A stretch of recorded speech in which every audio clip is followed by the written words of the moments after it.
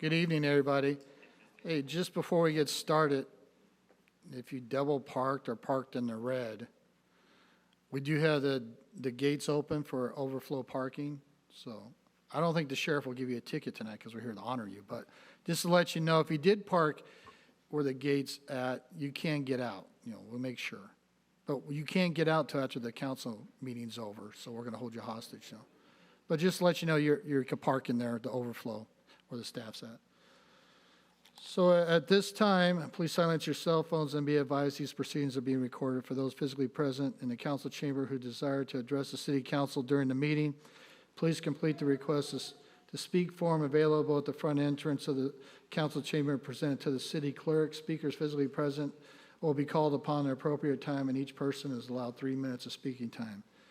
So our city clerk's Daisy right there, so just give the form to her if you have it. So we're going to go ahead and convene this regular council meeting Tuesday, December, it does go by fast, March 10th, 2026 at 6 p.m. The invocation be given by Pastor Jonathan Tilt from Center Point Church. Is Jonathan here? Yep. There's my brother. And then we'll have the Mayor Pro Tem lead us in the Pledge of Allegiance. So, Jonathan, please come up here.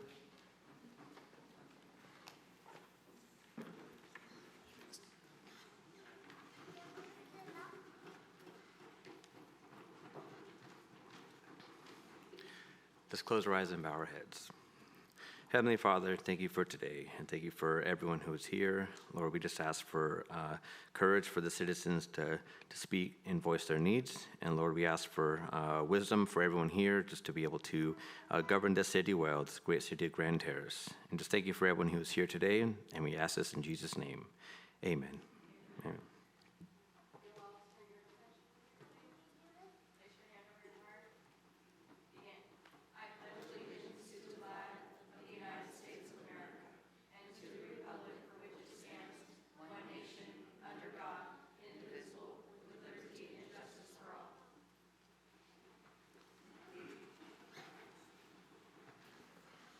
Thank you. Madam City Clerk, can we have roll call, please?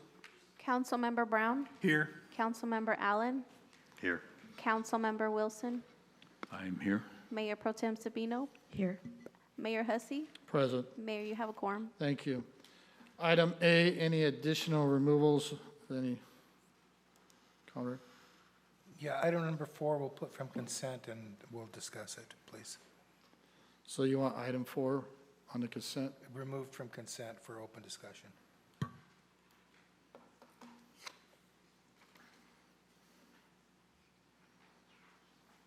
All right. Any additional ones besides that?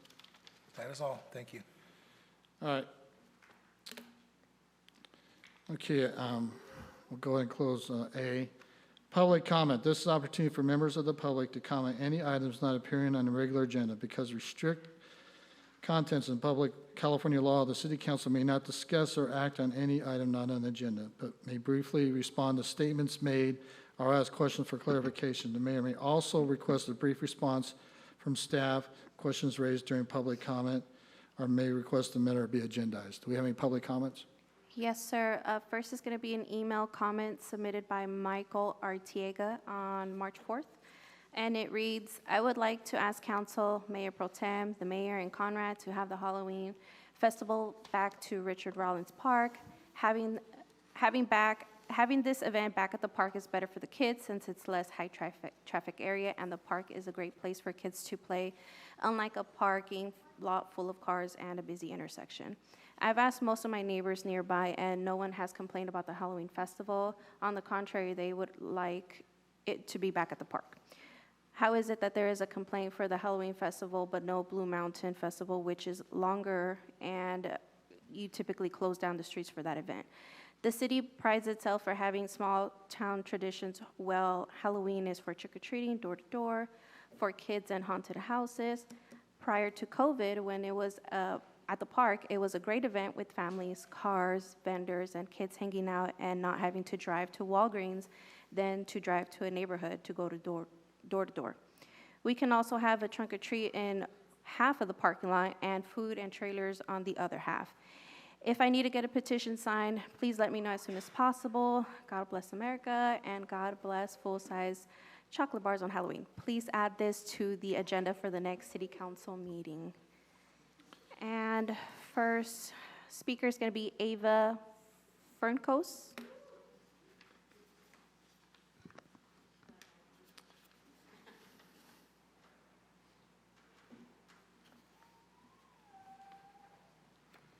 Good evening, everyone and city council members.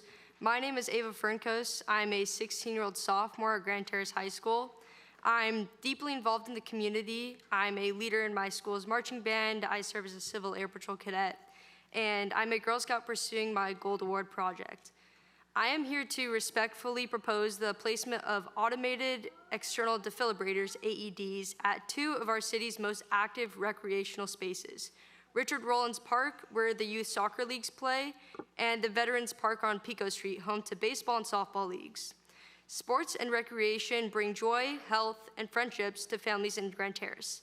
At the same time, they are vigorous activities where unexpected cardiac emergencies, though rare, they have occurred in the past.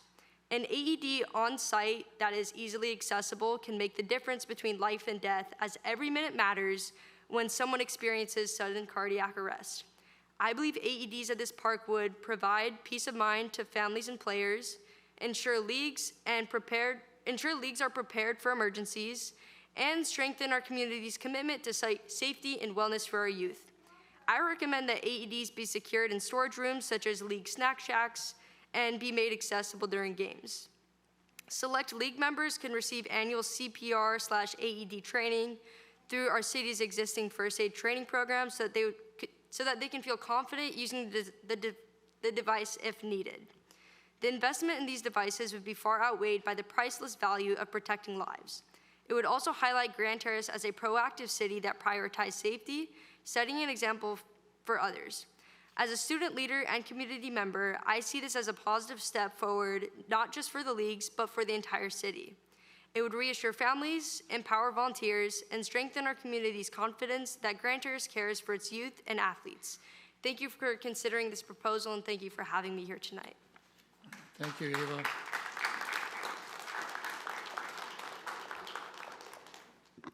Next one is Julia Fernkos.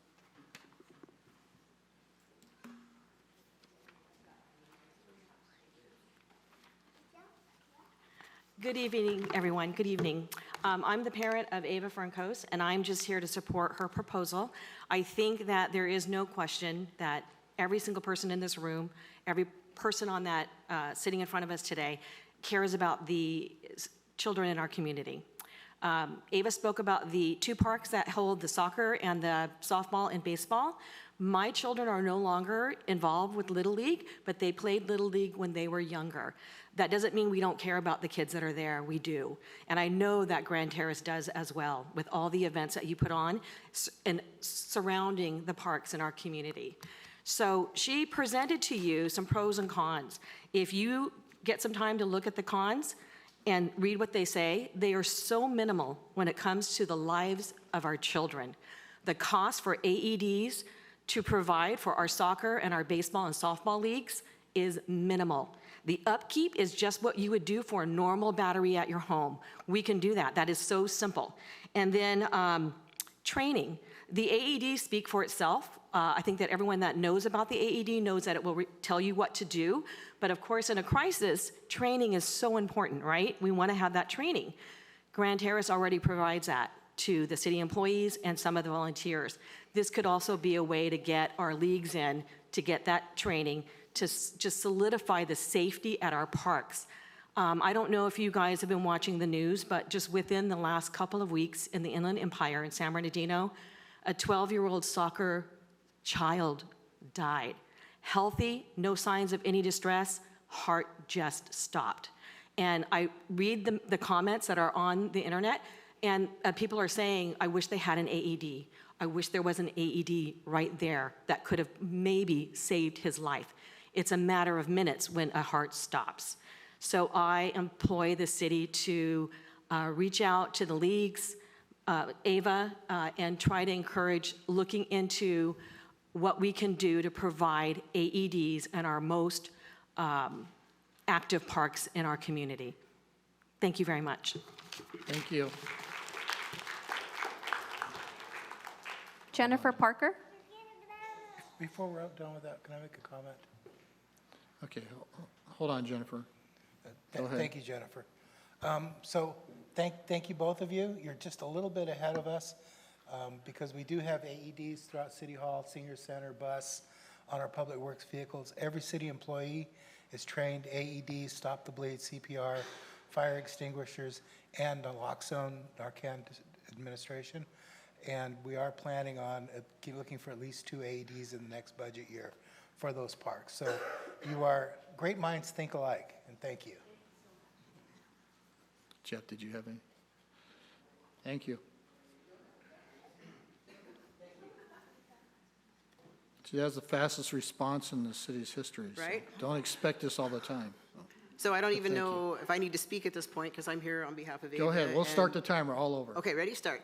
My name is Jennifer Parker. I'm the league coordinator for Grand Terrace Community Soccer Club. I've been involved in the board for the last 15 years with Renee and other members who are here. And I was just going to speak on the fact we have so many kids out there all the time. This recent event 2 weeks ago, San Bernardino Soccer Complex, 12-year-old boy sadly lost his life, and an AED might have prevented that. There's no way to know. But, it happens at schools, parks, all around the community. I myself am trained. It's easy to train people. The AED speaks for itself. There's at least 20 in this building, I think I counted. Maybe we could just borrow 2 of those, put them at the park. There's probably 20 within 100 yards of this room, yes. Yeah. I know they're expensive, but like Julia said, there's no really cost that you can put on saving somebody's life. So I'm just here to advocate for that. Thank you. Thank you. No other comments. That's it? Okay. Well, thank you for your comments, and Ava, thank you. I know you just came here to see me, that's what it was, huh? Okay. Well, thank you, and so we'll go ahead and close public comment. Our next thing is what we like to do is special presentations. So this special presentation would be the Grand Terrace High School Athlete of the Week, and Elvira, you want to come down and do some speaking? Where's she at? Is she hiding somewhere? Oh. Or somebody want to come up and,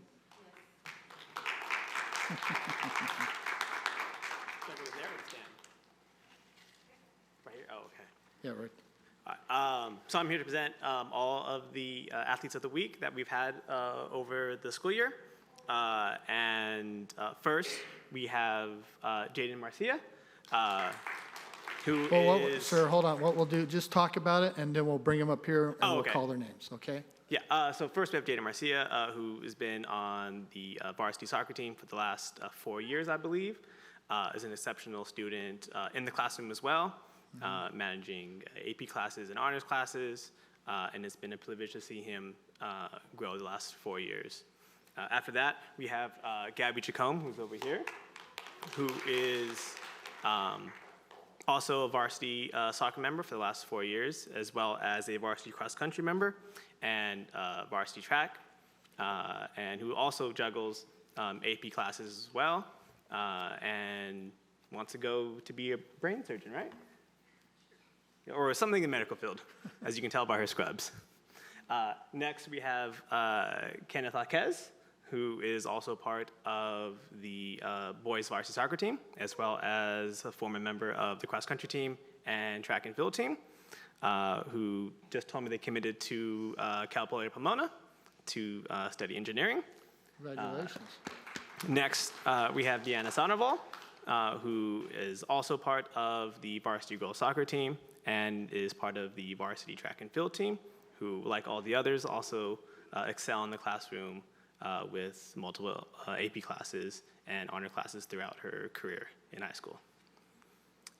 Did I forget? I think that's everyone, right? Oh, Amanda. I was like, I coached Nancy. Next, sorry. We also have Amanda Estrada, who is a freshman who is slowly rewriting the history books for running and in the cross-country program, who is juggling 2 honors classes or 1 honors class? How many honors classes do you have right now? 2 honors classes and 1 AP class as a freshman. She holds the school record for the fastest freshman for 3 miles. and has an amazing career ahead of her in the next 3 years. So, So what's the record? the record is 21 something. What's the record? 21:58 for a Oh, freshman. you beat me by 2 seconds. It's Well, okay. that's when I go after cookies, you know, son. It's okay. She ran faster than me than I did 2 years ago when I ran like 21:59 or something like that. So. Okay, well, there you go, Lieutenant Fries, you got competition now. All right, well, you know, so what we'll do, we'll come up there and we'll call their names, you call their name. We're gonna present them with a certificate and a pin. They go put on your Leatherman jacket or wherever you want, and then we'll come up here and take a picture, all right? And I know them, they go to my church, so you guys thought I was just an usher, huh, at church? But congratulations to everybody, and before we do that, though, does the council want to say anything while we have this open mic? Councilor Allen? Sure. I want to let them know that your city is very proud of you and thanks you for everything, all the effort you put forward in it, and I promise you it will pay off for you. You'll be glad you've done it, but thank you so much for representing your school, your family, and your city, and for being here and letting us recognize you. Thanks, Mayor. Yes, thank you, and we are proud of you, and, you know, and it's just a small token, but, you know, keep all these because they do help when you apply for colleges, and, you know, running, soccer, all these athletes, you know, Grand Terrace is blessed with all these athletes and stuff. And thank you, parents, for sharing your kids with us today, and we love honoring them. So if we can, we'll step up here, Coach, and then we'll go ahead and start this presentation.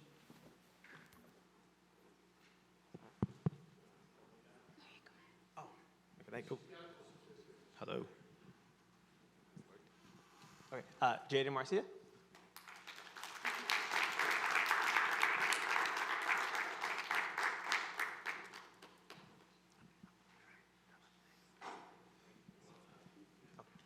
Gabrielle Jacome.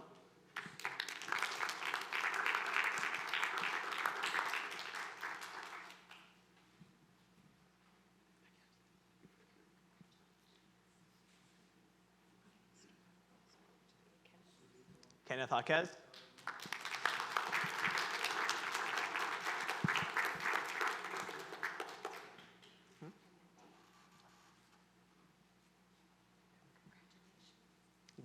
Paul.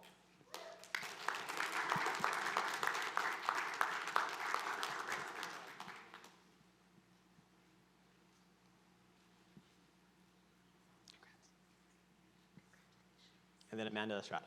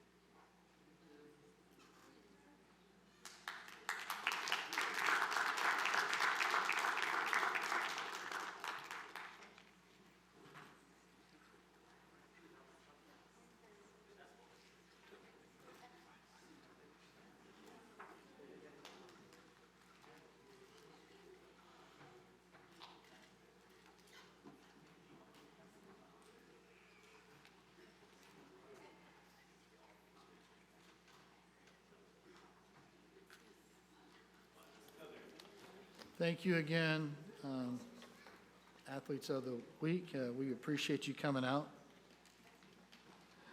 Our next recognition will be for Top Tier Plumbing. Nathan and Jimmy, are they here? Go on down to the podium, young. We're going to put you on the spot. Didn't I see you out there digging a hole or something? Yeah.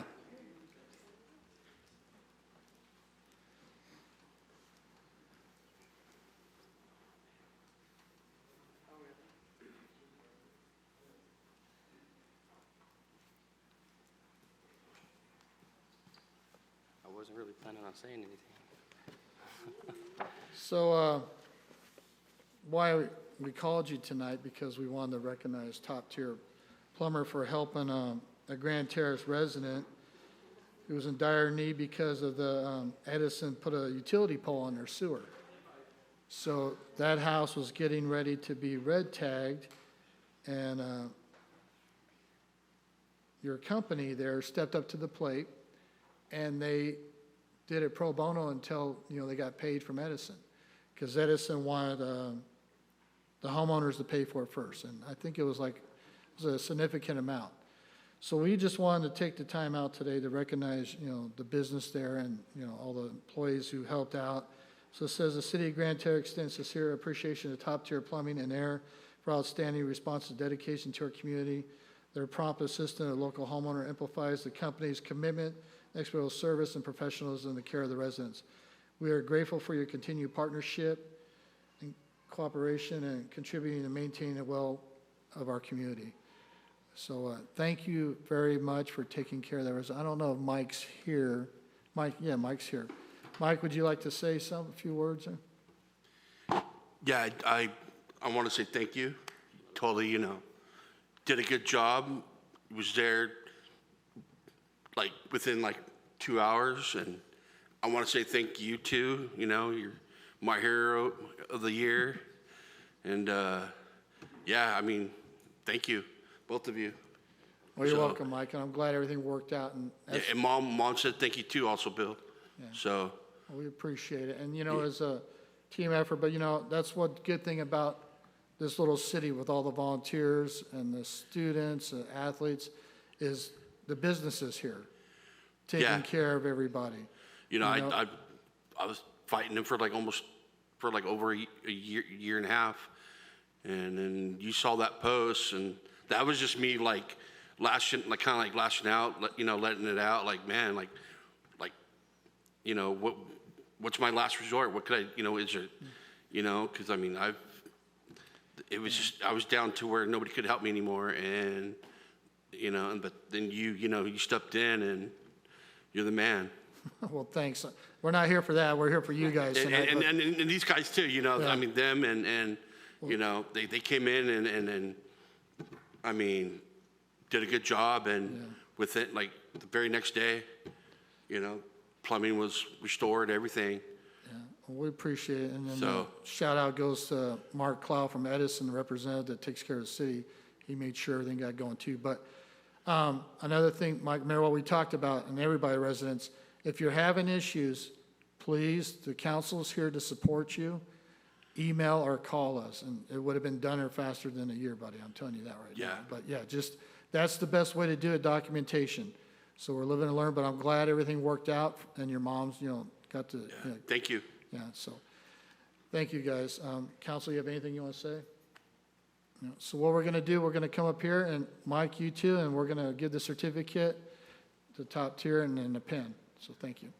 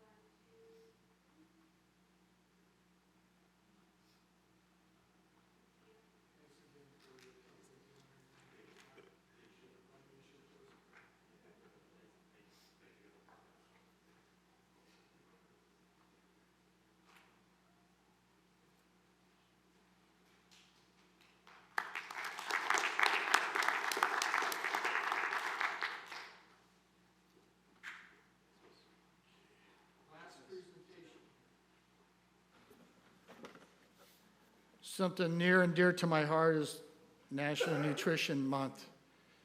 When I got married, I'm twice the man that my wife married, you know, that's how much I like nutrition, so.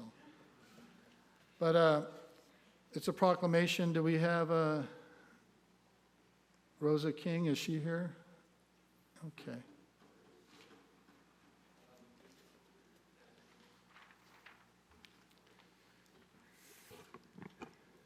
Hello.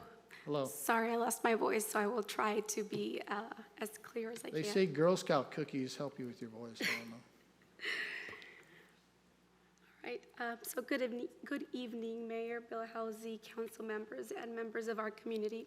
On behalf of Academy of Nutrition and Dietetics, I would like to sincerely thank you for recognizing National Nutrition Month with this proclamation. We are truly honored by this acknowledgement and grateful for the city's commitment to promoting health and wellness. National Nutrition Month is a time to highlight the important role that balanced nutrition plays in strengthening individuals, families, and our entire community. At Academy of Nutrition and Dietetics, our mission is to support and empower people to make informed food choices, develop sustainable, healthy habits, and improve their overall well-being through education, advocacy, and access to nutrition resources. We deeply appreciate the city's partnership and leadership in prioritizing public health. When local government recognizes the importance of nutrition, it sends a powerful message that prevention, education, and healthy living matter. Together, we can continue building a community where everyone has the knowledge and opportunity to live a healthier life. Thank you again for this honor and for your continued support of nutrition and wellness in our city. Thank you, Ms. King. So how did you get involved in national nutrition? I am a dietetics student at Cal Poly University. We'll be graduating in May this year, and I am a resident here at Grand Terrace. Okay. So do you meal prep every Sunday? I try my best to. I got 3 kids and they play sports. No, yeah, so that's kind of. it's crazy. So what, if you were to give some advice, what would be the advice you give to get people to eat healthier? I mean, pizza or something like that? I mean, what advice do you give for people? You know what? Everything with moderation. I think with dietetics, a lot of people think that you need to completely change your lifestyle as long as you make small changes every day and try to incorporate normal things like pizza as well as some salads in between. So a healthy balance, because it's not sustainable to completely change your diet from the get-go. You're prone to fail. So here's a student question for you. So with all the preservatives that are in the food now, is that hindering us because, you know, it's harder to lose weight, or does that, I know it keeps the food fresh, but what's the healthy outcome on that? Go ahead. I'm not going to say don't eat food with preservatives because it's really difficult to get food without preservatives, but anything that you can grow at home and purchase from local food markets is probably the way to go. Okay. Well, I didn't mean to put you on the spot there. It's okay. I mean, we all know what we should do and need to do, but that's the thing, is not doing it, you know, because Yep. 4 slices of pizza, then you want your 5th pizza. Yep. But no, it is moderation, and of course, exercise and stuff. And Absolutely. how often do you think you should exercise? I mean, do you need to? It depends. I think 3 to 4 days a week. But if you can walk even 20 minutes, that will make a huge difference. 20-minute walk every day would make a difference. All right. Well, we appreciate it. So we got a proclamation here, and I'm going to read it for you, and then we'll come up here and you'll get a pen. You can't eat the pen, but we'll give you a pen. And but we appreciate you coming out and representing it, and we wish you well during your endeavors and your career. Thank you. Okay, so the City of Grand Terrace proclamation, National Nutrition Month. Whereas food is the substance by which life is sustained, and the choices we make each day affect our health, wellness, and longevity. And whereas the type of quality and quantity of food individuals consume play a vital role in physical fitness, mental well-being, and overall quality of life. And whereas proper nutrition is essential preventing chronic diseases, maintaining energy, and supporting healthy growth and development at all ages. Whereas National Nutrition Month began in 1973. You probably weren't born then, huh? an 80s baby, Okay. not too far off. As National Nutrition Week and became a month-long observation in the 1980s and is responsible for growing interest in nutrition. And whereas a National Nutrition Month is an annual nutrition education information campaign sponsored by Academy of Nutrition and Dietetics, held every March, that focuses on attendance and the importance of making informal food choices and developing sound eating and physical activities habits. And whereas the Academy provides press releases, activities, and initiatives around RDN Day and NDTR Day, encouraging communities nationwide to engage in nutrition education and promote healthy lifestyles. Now, therefore, being resolved, I, Bill Hussey, Mayor of the City of Grand Terrace, together with the City Council members, do hereby proclaim the month of March 2026 as a National Nutrition Month in the City of Grand Terrace, California, and encourage all residents to participate in activities that promote nutrition knowledge, make healthy dietary choices, and foster wellness in themselves, their families, and the community. Presented this 10th day of March 2026, signed by myself and the council members. Council, would you like to, Mayor Pro Tem? Thank you so much for what you do and for bringing this forward. In San Bernardino County alone, we have 40% who are living 200% below the poverty line, and of that 40%, 50% have food insecurities. In addition to that, we have 30% who have disease or disability, and so nutrition is of utmost importance, especially considering the modernization of food, where it's forced to grow in seasons it was never designed to grow in. And we use so many pesticides and other chemicals so that way it can continue to grow in those seasons. But, you know, we ingest all of those chemicals coming through. Add to that the number of foods that are lab grown and being able to, you know, see the turn of how things are changing, of no longer being natural and meats being lab grown, as well as right down the street over at UCR, growing, you know, things such as our vegetables and lettuces with vaccinations already pre-put into them.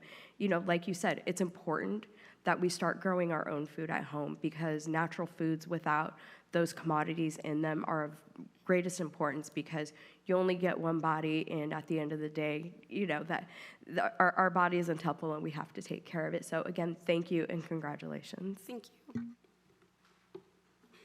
Thank you. Any other council members? Okay, did you go on the Blue Mountain hike? I did not. Oh, I have not. You have to try it one day. I mean, it's a nice hike and it's beautiful up there. Councilman Allen, you had something? Okay, so we're going to have you come up here, present you with your certificate, and we appreciate everything you're doing. Thank you. Thank you.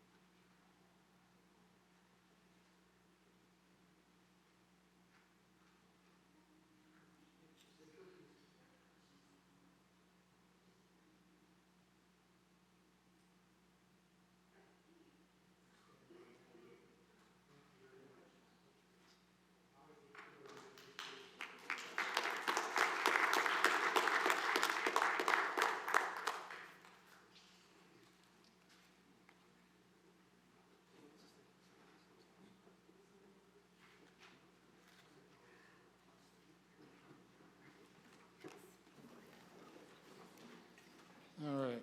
It's always nice to give awards for people who really do stuff for the community and work hard and recognize things. And like the Mayor Pro Tem said, you know, I mean, my granddaughters, they're excited because we're going to have a little garden, but, you know, just seeing that and stuff and having activities. So let's see. So now we're on close the presentations. Consent calendar, the item D. The consent calendar items are expected to be routine and non-controversial, to be acted upon by the City Council at one time without discussion. Any council member, staff member, or citizens may request removal of the item of the consent calendar for clarification. Do you have any public comment, Daisy? No, sir. Okay, so we're moving item 4, right, Conrad? Yeah, we'll comment on item 4. Okay. So I need a approval from item 1. I'd like to pull item 7 as well. Okay. Any other ones? So we have a motion for the 1 through 3, 5, and 6. I'll make a motion to approve 1, 2, 3, 5, 6, and, yeah. Second. Second. Adrian, you have anything? I do not. Okay. So we have a motion and a second. Please vote. Motion passes unanimously. So 4. Yeah, Christine would just like to make a comment on item 4 and our audit report.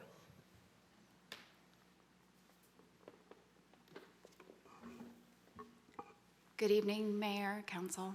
Christine Clayton, Finance Director. So item number 4 is our annual audit. The city is required each year to have an annual audit. And excuse me, our auditors, LSL, gave us a glowing review. We had an unmodified, meaning that there were no mistakes, whether immaterial or material.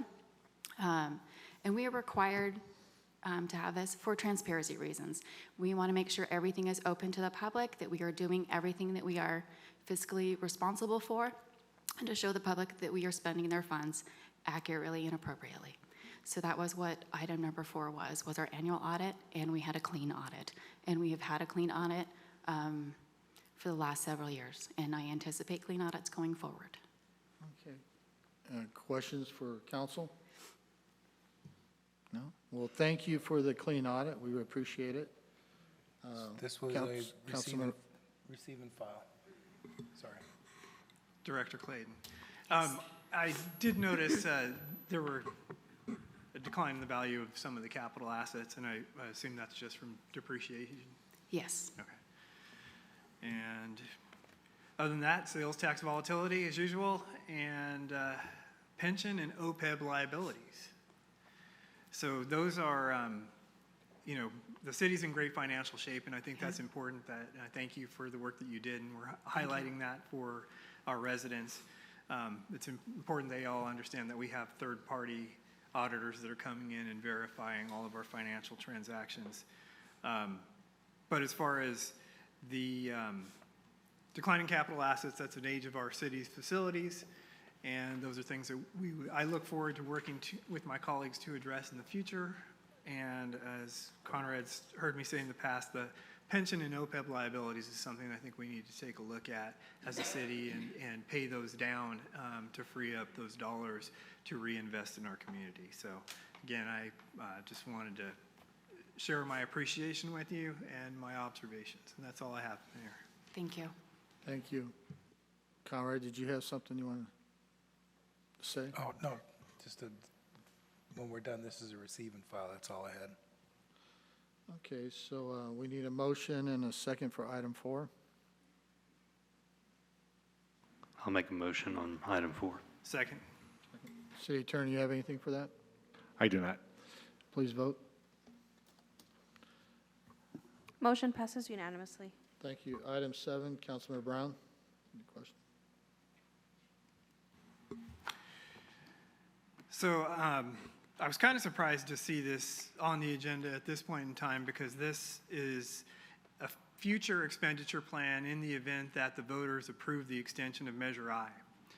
And the reason I wanted to pull this item for discussion is because what they've done in their proposal to us, if you take a good look at the item, is they have 2 formulas that they're using to allocate the sales tax proceeds.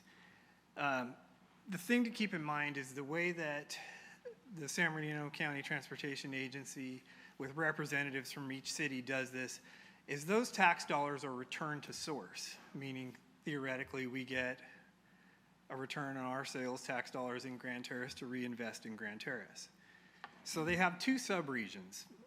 One is the San Bernardino Valley subregion, which we are a part of. The other is the Mountain Desert sub-area. And the difference in those allocations, to me,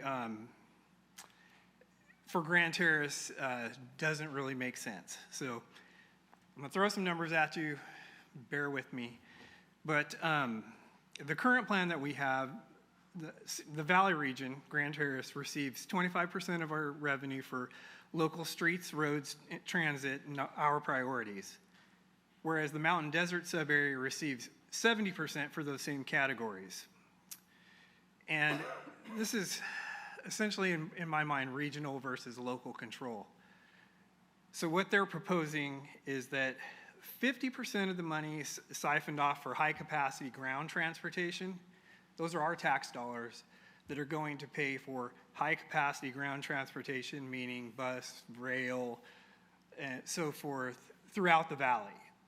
But at the end of the day, we're not going to have any rail facilities in Grand Terrace or a high utilization of public transportation. I think that since it's returned source funding, that our allocation should be similar to the Desert Mountain region. That way those tax dollars come back to fix potholes, make traffic improvements in our city, rather than pay for light rail that goes between San Bernardino and Redlands.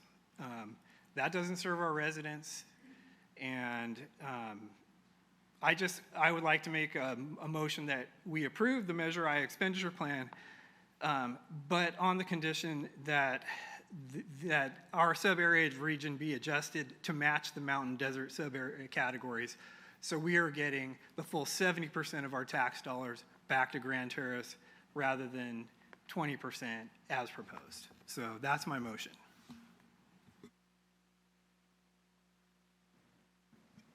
Questions? If you want to discuss this, do I need to make a second in order to get us in a discussion? I'll second it. Because I have a question for Matt. All right, go ahead. So we're getting, you said like, what are we, 50%? What they're proposing is to take 50% Yeah. of our dollars and use them for these Other projects that won't benefit our residents, in my view. We already have bus service in Grand Terrace, and I hate to get into anecdotal things, but hey, it is what it is. They did SBX. They spent $80 million on that project a decade ago. Those buses disrupted the businesses in San Bernardino.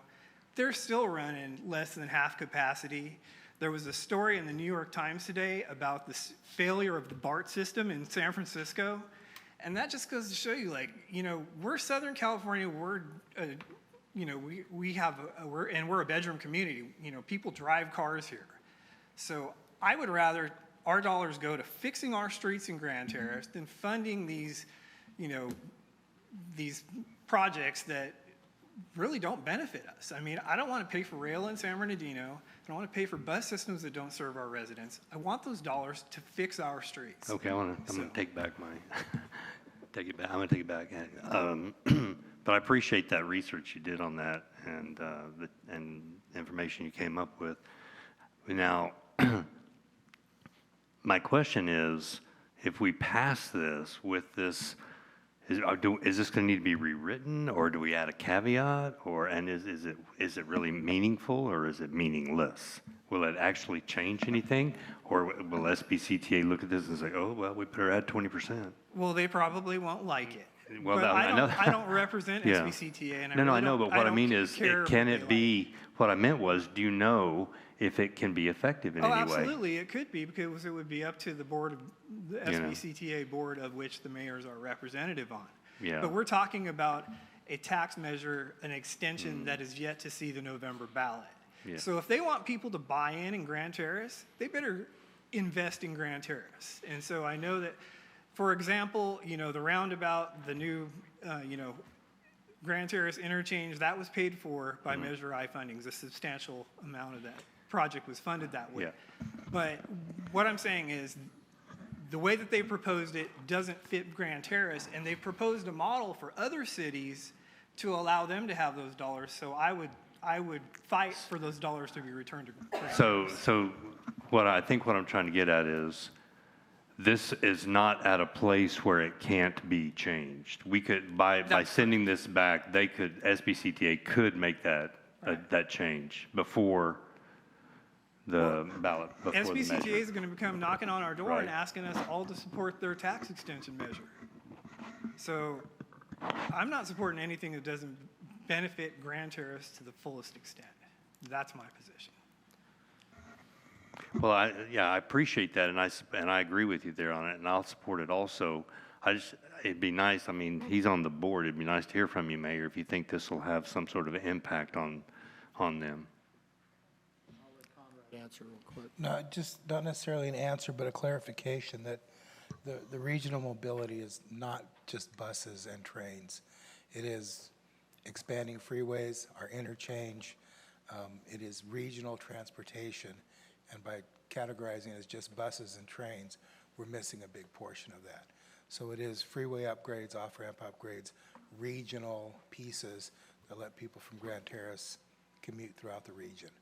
Now, through those, what effect that has is up to, for you to determine, not for me. But I do want to clarify that it's not just the bus. So essentially, the mile and a half of freeway frontage we have theoretically would receive some benefit of this. I would rather see those dollars come back to traffic improvements, signalization, safety measures, traffic calming measures, but more than anything, just paving our streets that have been,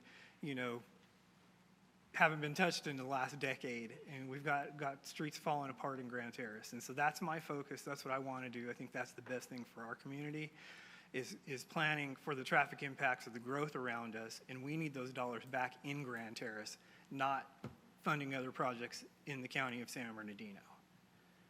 And they have their own boondoggles. I mean, we've all heard of the train to nowhere. Well, they wanted to build this,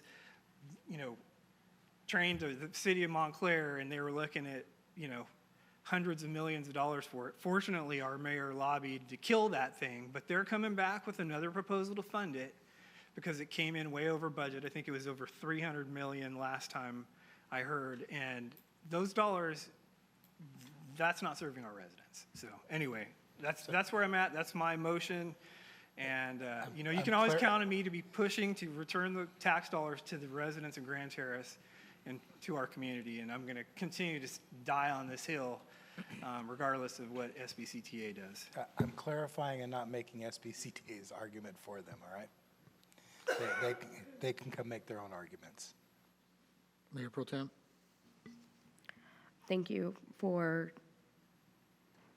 summarizing that, and so that way the taxpayers and those watching or listening understand.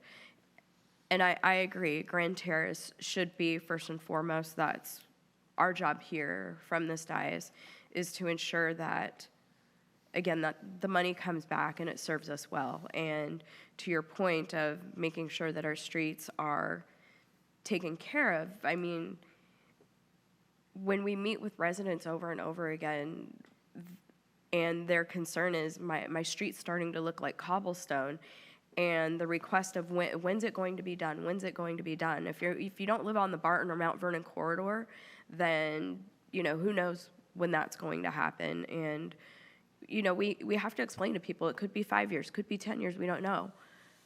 Edison was doing an equipment replacement down in my area, and the street collapsed from the crane sitting on it.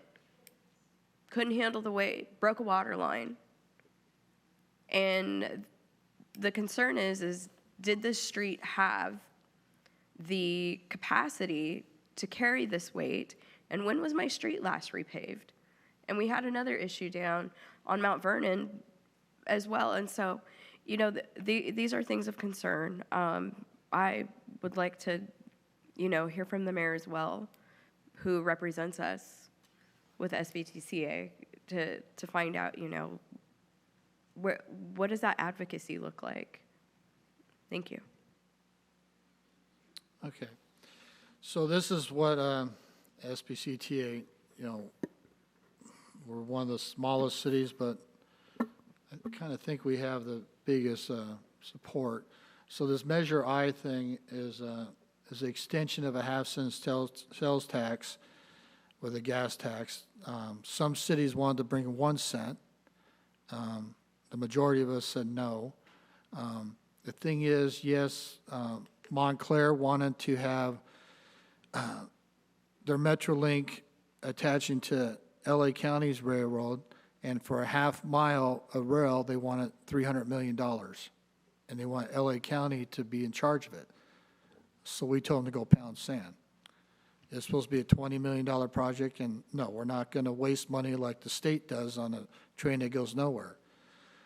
The other thing is, I was the only one that voted no for the toll roads out of all the cities, because I commuted to work, and we pay too much for taxes on that. We should, if we're going to make additional roads, we add for the freeways. But unfortunately, this state wants us to make toll roads, and they allocate so much funds for that. The other thing is the bridge over here, the railroad bridge, because part of this is when that was built, that was with Measure I also, and that's got graffiti on it. I've been fighting since August to get that taken care of. They got $2 million in their escrow fund to maintain that bridge, and that bridge has never been maintained. So hopefully we'll see that bridge being taken care of. The other things, like Councilmember said, the X, the San Bernardino, the only people you usually see on that bus is the driver and maybe one or two passengers. And they are working on getting rid of some of those islands. There's been studies because businesses have been affected in San Bernardino and off of Hospitality because people can't make a left-hand turn in them. So sometimes, there's a new people there, and there's some that have been in that SBCTA when it used to be called Sandbag, that's been going on a lot longer than I have. So we are fighting for this, the thing. So what we could do tonight is bring this back and invite SBCT to be here, and they will, and we have a question on that where I think Otis and the other people will be here, and let your concerns be known. What Councilmember Brown brought up, that's a big concern. We're paying taxes for just as much, and, we get very little when it seems like, because another thing is the Bright Line up there in Victorville, where they're going to have the train going from Rancho to Hesperia to go to Vegas. We're buying property. It's taxpayers' money. And other things, Cajon Pass. Cajon Pass has got to be taken care of because that's a lifeline, and I drove Cajon Pass for 20 years, so it does, you're dealing with the elements and stuff. So then squeaky wheel to get the money, and it's unfortunate we don't get more money, but Councilman Brown had a valid point, so I think we should close this, Conrad, and then invite SBCTA to be here, because they did say they will come to councils, and they will talk about this in a question-answer thing. So, You guys have a motion and a second. You give me so- direction at this point. So my motion will be to continue this, bring it back for clarification with, invite SBCTA representative here to clarify what they want, and then hear our request for what we want. Because, it is being requested. I do fight for additional stuff for us. I just don't go there and rubber stamp. We do fight, but I'm one person fighting for our city. When I have, the council, that's what we're all here for, fighting for it. And the squeaky wheel gets the SBT Measure I funds, and, we could possibly get extra additional funds. So I'm glad Councilmember Brown brought this up, and I'm happy he brought it up because, it's we got to fight for what's ours. So Is there a timeline requirement on any of this? this is coming in on this November, so that's why they're trying to bring it in to let all the council members know. I think Redlands had some issues too with theirs, so we could even bring it back, Conrad, we give it SBCTA, Otis and Kerry to have them come out next council meeting if we can. I can coordinate that, but I need direction from the council. And there is a, That would be my motion to coordinate the direction to have SBCTA come in here for an open discussion on the agenda. If that's second for anybody else, Councilman Brown, will that answer some of the questions on that? I think it's important to send SBCTA a message. And I think that the residents and taxpayers of the city of Grand Terrace deserve every bit as much of their money back as the people that live in Hesperia, Victorville, Barstow, Adelanto, and the mountain communities. So, no, there's a motion and a second, and I call for the question. Yeah, Go ahead. Yes, Mayor, there is a motion and a second. You've made essentially a substitute motion. Is there a second to that motion? So the substitute, and there's a second already on this? Yeah, there was a motion made by Councilmember Brown and a second by Councilmember Allen. I'll second the alternative motion. Okay. So then- that motion is to bring this back to have SBCTA come in representative and for a question and answer things so we could get proper representation for our tax dollars. And, but no, we're right. I mean, this is our money and we deserve just as much as anybody else. And I'm glad this is brought up. So that's our motion, a second. So we'll vote on that. If that doesn't pass, then we go to Councilmember Brown's. That is correct. All right, please vote. Motion passes. Councilmember Brown voted no, and Mayor Pro Tem Sabino also voted no. Okay. All right, so we have, is there anything else? No, so city manager will arrange the, I'll coordinate with SBCTA to present the topic and bring it back. Okay, and let me know if you have any issues, because I'll talk to them too. All right, where are we at? So we'll close item E, public hearing none, unfinished business none. New business, item G, Community Benefit Fund Grant Award to Grand Terrace High School baseball boosters in an amount of $2,000. Christine? Good evening, Mayor, Council. Christine Clayton, Finance Director. So the City of Grand Terrace received a Community Benefit Fund grant application from the Grand Terrace High School baseball boosters, and Jamie Young is here to speak on behalf of the organization.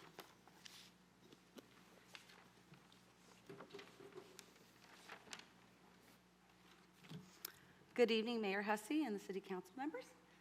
My name is Jamie Young, and I serve as the treasurer of the Grand Terrace High School Baseball Booster Club. Thank you for the opportunity to be here tonight. The Grand Terrace High School Baseball Booster Club is a nonprofit 501c3 organization that was established in the spring of 2022. Since our inception, the Booster Club has worked hard to support the high school baseball program through fundraising, community events, volunteer efforts. However, many programs through fundraising, many programs through fundraising, community events, and volunteer efforts. However, many people may not realize just how much the Booster Club is responsible for financially. The Booster Club currently covers a wide range of essential expenses for the program. This includes team uniforms, field equipment, equipment maintenance, baseballs, tournament entry fees, umpire fees. In addition to supporting the program during the season, we also create meaningful experiences for our players by funding senior night celebrations, end of the season banquets to recognize the athletes' hard work and dedication. While we're proud to support these needs, the reality is that the costs continue to grow each year, and they're becoming increasingly more difficult to fundraise alone, cover everything required to maintain a safe and competitive program. This is why we are respectfully asking the city for financial support to help sustain and strengthen the high school baseball program. Your support would help ensure that our student athletes have the equipment, facilities, and opportunities they need to succeed. Baseball teaches teamwork, discipline, leadership, and programs like this provide young people with positive opportunities and strengthen our community as a whole. On behalf of the players, coaches, families, and Booster Club, I respectfully ask for your consideration and the support. Thank you for your time and your commitment to the youth in our community. Thank you, Jane. Any public comment on? No, sir. The council have any questions? Okay, I move the item. I'll second. move in second. City Attorney, you have anything? I do not.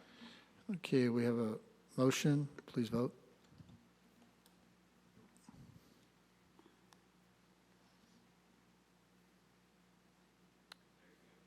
Am I directed to go ahead and proceed even though Ms. Sabino's absent?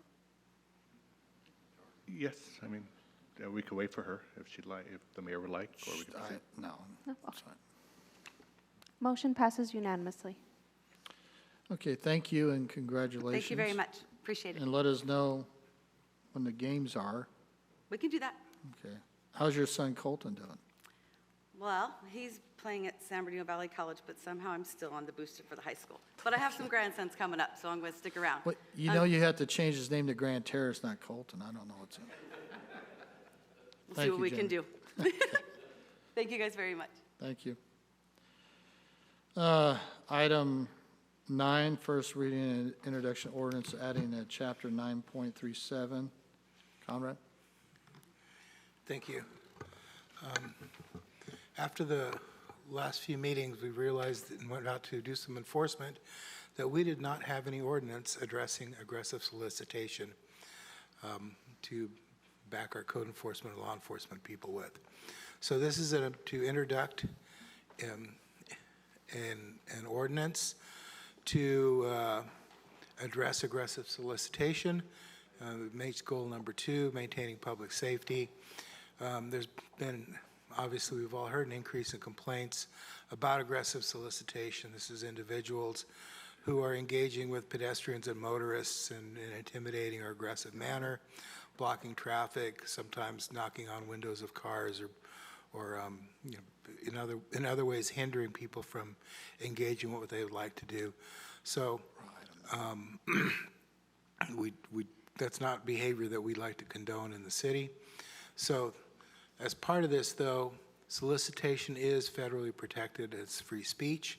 So we do have to allow somebody to, in a normal situation, to solicit. But we can imply reasonable restrictions upon that. And those are related to the aggressiveness of, and also to maintain an orderly traffic flow, public safety, and prevent intimidation.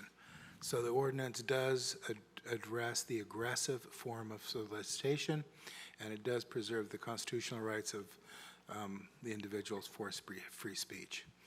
So this would add a section 2 of the municipal code, which defines behavioral standards, location-based designations, and prevent intimidation, obstruction, unsafe interactions for solicitation. What it specifically does, it prevents unwanted physical contact, prevents following a person, continuing to solicit once somebody has said no, blocking pathways or vehicle movement, or using threatening or intimidating language or gestures. So basically somebody can say, you got $1, if you tell them no, they need to walk away. Anything beyond that is considered aggressive. There's also restrictions as far as locations within a reasonable distance of banks and ATMs, bus stops, transit vehicles, parking garages, vehicles in traffic for obvious safety reasons, and on private property that has been posted with signage that says no solicitation. That means that if there are signs on shopping centers, stores, in front of stores, public spaces that are placed by the property owners or people in control of that property, the tenants or business owners, that say no solicitation, by soliciting, that is considered an aggressive solicitation. You've already been told no before you asked. So what we're not restricting is constitutionally allowed free speech, lawful commercial activity. We are authorizing tenants to conduct business on their property. They can allow people with previous notice to, and allowed by the tenants or the property owner. Therefore, the Girl Scouts can still sell their cookies, because that is also solicitation.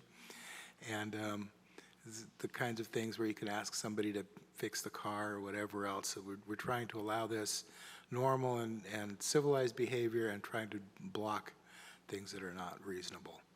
So as enforcement, it is a misdemeanor. It's up to the officer, code enforcement officer's discretion to write it as an infraction, but it is a misdemeanor, which is the highest penalty we can do in the city. And it also allows, in certain cases, incarceration, which would affect individuals' abilities to come back to the community.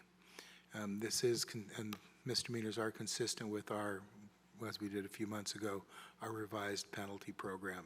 So we're consistent with that. So the recommendation is that we adopt the ordinance, and so that we provide the necessary tools so that we can protect residents and businesses from aggressive solicitation, and staff recommends adoption of full waiving of the reading. Thank you. Any questions?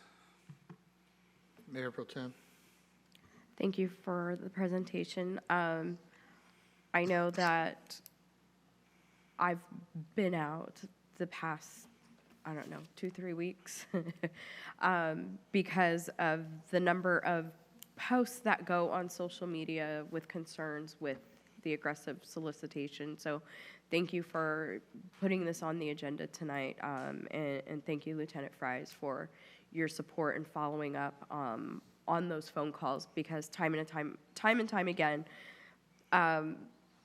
what gets posted on Facebook, again, none of us, 92313 groups for the zip code, they are not government-run Facebook groups. And so anyone from this dais is not sitting there monitoring, watching, and it is not the proper channel for reporting. However, the number of times that I have seen things, when I do go on there, I'm asking for the call numbers. When did you report it? Who did you speak with? Because some of the aggressive solicitation, again, pressing up against cars and not allowing people to exit them, pressing up against women and children and not allowing them to enter their cars or leave a store from a store. Those are of grave concern. And so I appreciate you putting this on here. You mentioned Girl Scouts who aren't aggressively soliciting. However. Well, they ask once, you tell them yes or no. How can you tell them no? But then, if you say no, then they leave you alone. So it is not aggressive solicitation. My question is that, there's a separate ordinance for those who are vending either from the sidewalk or within the streets.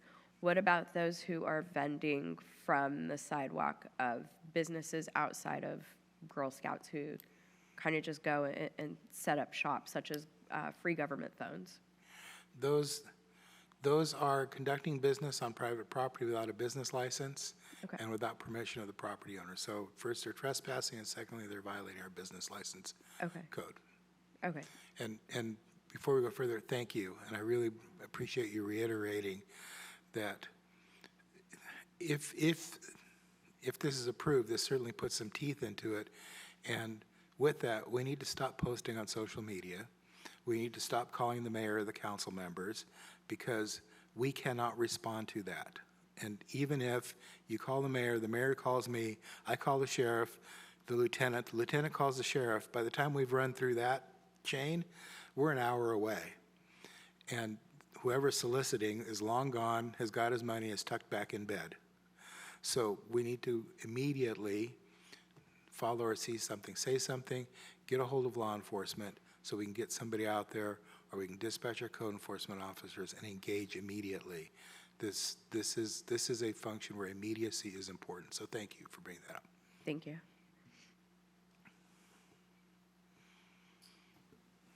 Any other questions?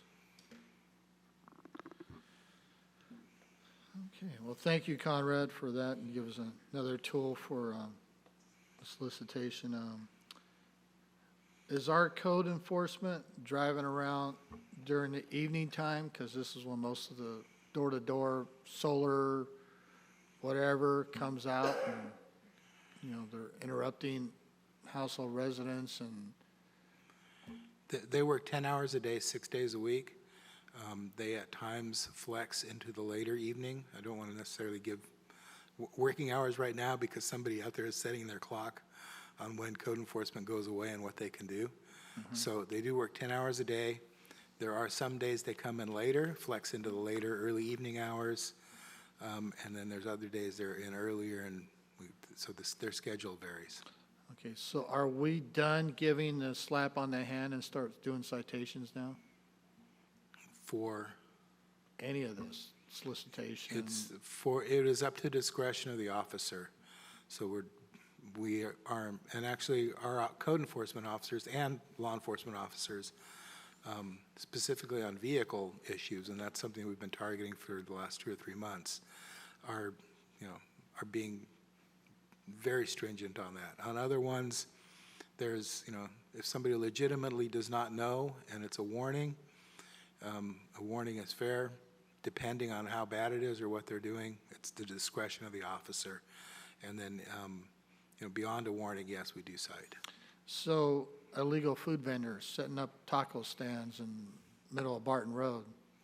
They would get a warning if they comply and leave and never come back. They've accomplished, and that's the way our code is written. If they come back, then we have the ability to cite and from the third time to impound their property. Okay. All right, so do we have any public comment, Daisy? No, sir. City Attorney, do you have anything? Only to read the title of the ordinance, if there's Go a ahead. motion and a second. I'll make a motion on the Second. ordinance. Motion and second. Please vote. Oh, I'll read the Oh, title. I'm sorry, I thought you were, No worries. I got one hearing aid, I only hear half the thing. Go ahead. No worries. So the ordinance for introduction and first reading is as follows. An ordinance of the City Council of the City of Grand Terrace, adding Chapter 9.37, aggressive solicitation of Title IX, Public Peace, Morals, and Welfare of the Grand Terrace Municipal Code. Thank you, Mr. Mayor. Now we can vote, right? Okay, please vote. Motion passes unanimously. Thank you. Thank you. So item 10.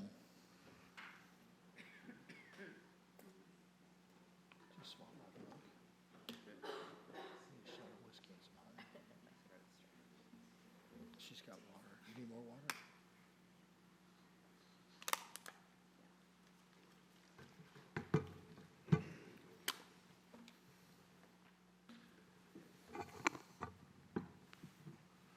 All right, good evening, Mayor and City Council. I am going to be presenting on item 10 regarding the concept of a transactions and use tax measure for the November general municipal election. This item supports goal number 1, ensuring our fiscal viability by identifying additional revenue sources. As background, the City Council had placed a ballot measure at the November 2024 general municipal election for a transaction and use tax measure of 1%. The voters did not approve that measure. Tonight, staff is bringing this item back to see if the council is interested in placing another ballot measure of a similar nature on the November 26th general municipal election. Just as a brief overview, the current citywide tax is 7.75%. As shown on the screen, there's different taxing entities that are involved in that amount. State law sales tax cap is 10.25%, and there is currently remaining 2.5% to be captured. There's a maximum allowed to be captured of 2%. So a transaction and use tax, it's a types of sales tax. It is governed by the transaction and use tax law. It is distinct from sales and use taxes under the Bradley-Burns legislation. So for the transaction and use tax, it's allocated to the jurisdiction where goods are delivered or placed into service. With respect to the transition of the Bradley-Burns sales and use tax, it's allocated to the jurisdiction where the sale is made. Back in 2024, a 1% transaction use tax was recommended by an ad hoc committee established by the City Council, and that was the ballot measure proposed in 24. If the council desired to move forward with a transaction use tax, there's 2 approaches. There's a general tax for general purposes. Basically, a city may levy, increase, or extend a transaction use tax for general purposes at a rate of 0.125% or a multiple thereof. The ordinance must be adopted by 2/3 vote of the City Council, and the tax is approved by a majority vote, 50.1%, of the qualified voters of the city. And with the general tax, it can be used for any purpose of the city, any general purpose for the city. There's no limitation on the type of uses that it can go towards. Under state law, the measure must be consolidated with a general municipal election where there are city council seats at the election.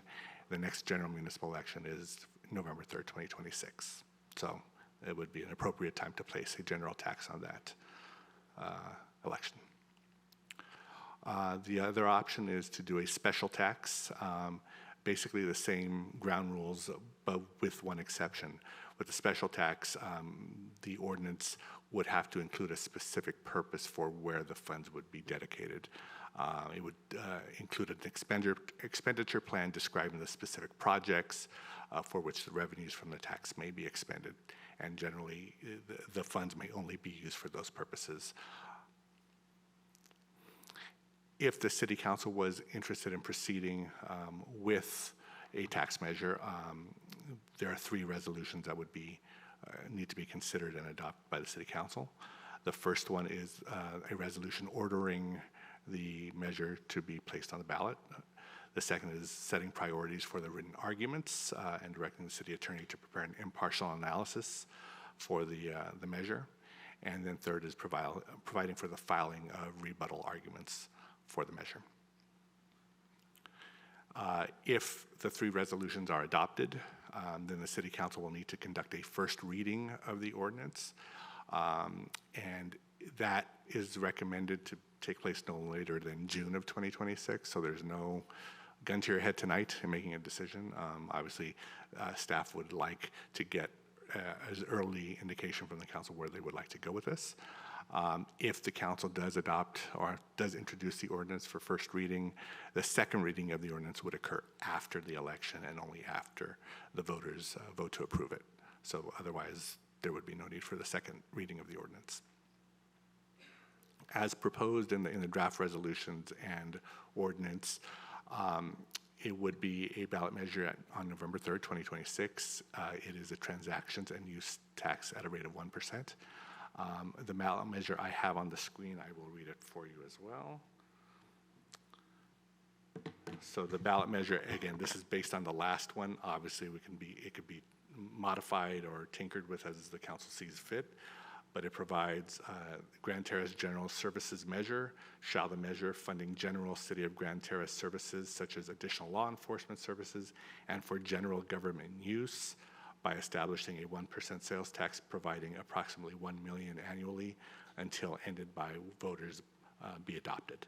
And in discussing with the finance director earlier, that was based on the 2024 estimate. I think we're looking at potentially 1.2 million to be collected annually. If you have any questions, we can speak to the finance director for any follow-up on that. And again, it would be a general tax for any general government use.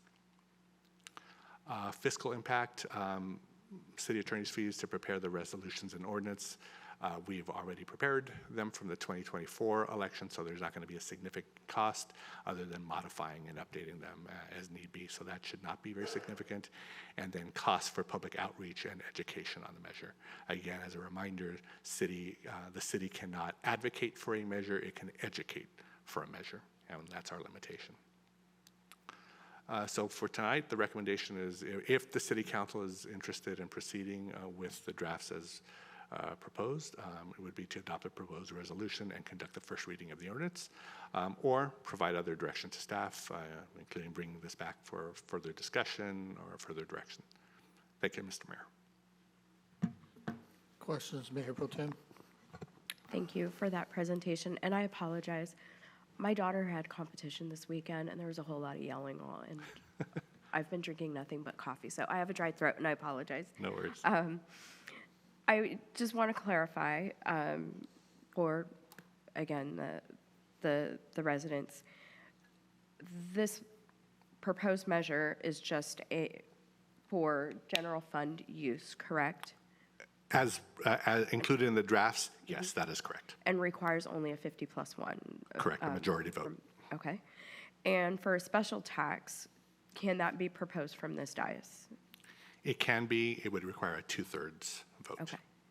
And so I know in the past, we have had those who have championed a special tax, and that required the collection of signatures to get it on the ballot. Would the special tax also require that?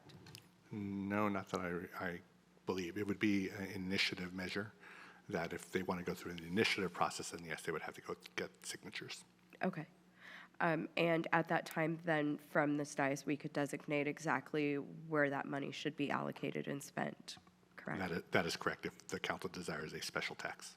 And with a special tax, if there's any overture, if that money is designated, let's say, for public safety specifically, can any overture or anything that's in excess be used for anything else outside of public safety? No.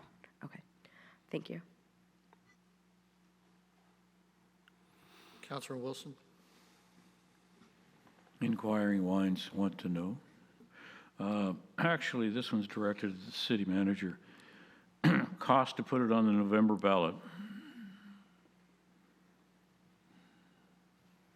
I believe last time it wasn't terribly expensive. It was like $10,000 or $12,000 to get all the documents and the statements, and then whatever we determined to set aside for public education. And Okay. at mid-year, we set aside $100,000 on the thought that if this goes through, if not, we'll find a different use for that money. Okay. And then the way I understand it, and this is for the city attorney, it's to address impacts throughout the city. So in that, does that include safety or public safety? Yes, that could include that. Doesn't have to, but it can. Correct. And what else might it include, city manager? Whatever the council approves in a budget for us to use it for. It's certainly not mine to call. The council determines the budget. They determine where the money was spent. So, but it could be used and directed any place that the council directs it to be used. Okay, so what's already been answered by the city attorney is that, and requested by the mayor pro tem, is that a special tax as opposed to a general tax would be a 2/3 vote required by the public at the general election, and it could only be used, the money can only be used for that special purpose, and it's a very specific purpose. So in this case, because I know that some of our populace are concerned that if this money is put in the general fund, it can be smeared over into some other special project or something like that. And for at least for this council, I believe our priorities set apart what we would use this kind of money for, priority-wise, and then it would march down in a series of priorities depending on what the impacts exact. So is there any other input that we need to furnish for the public? No, I think you summarized it quite well. Thank you.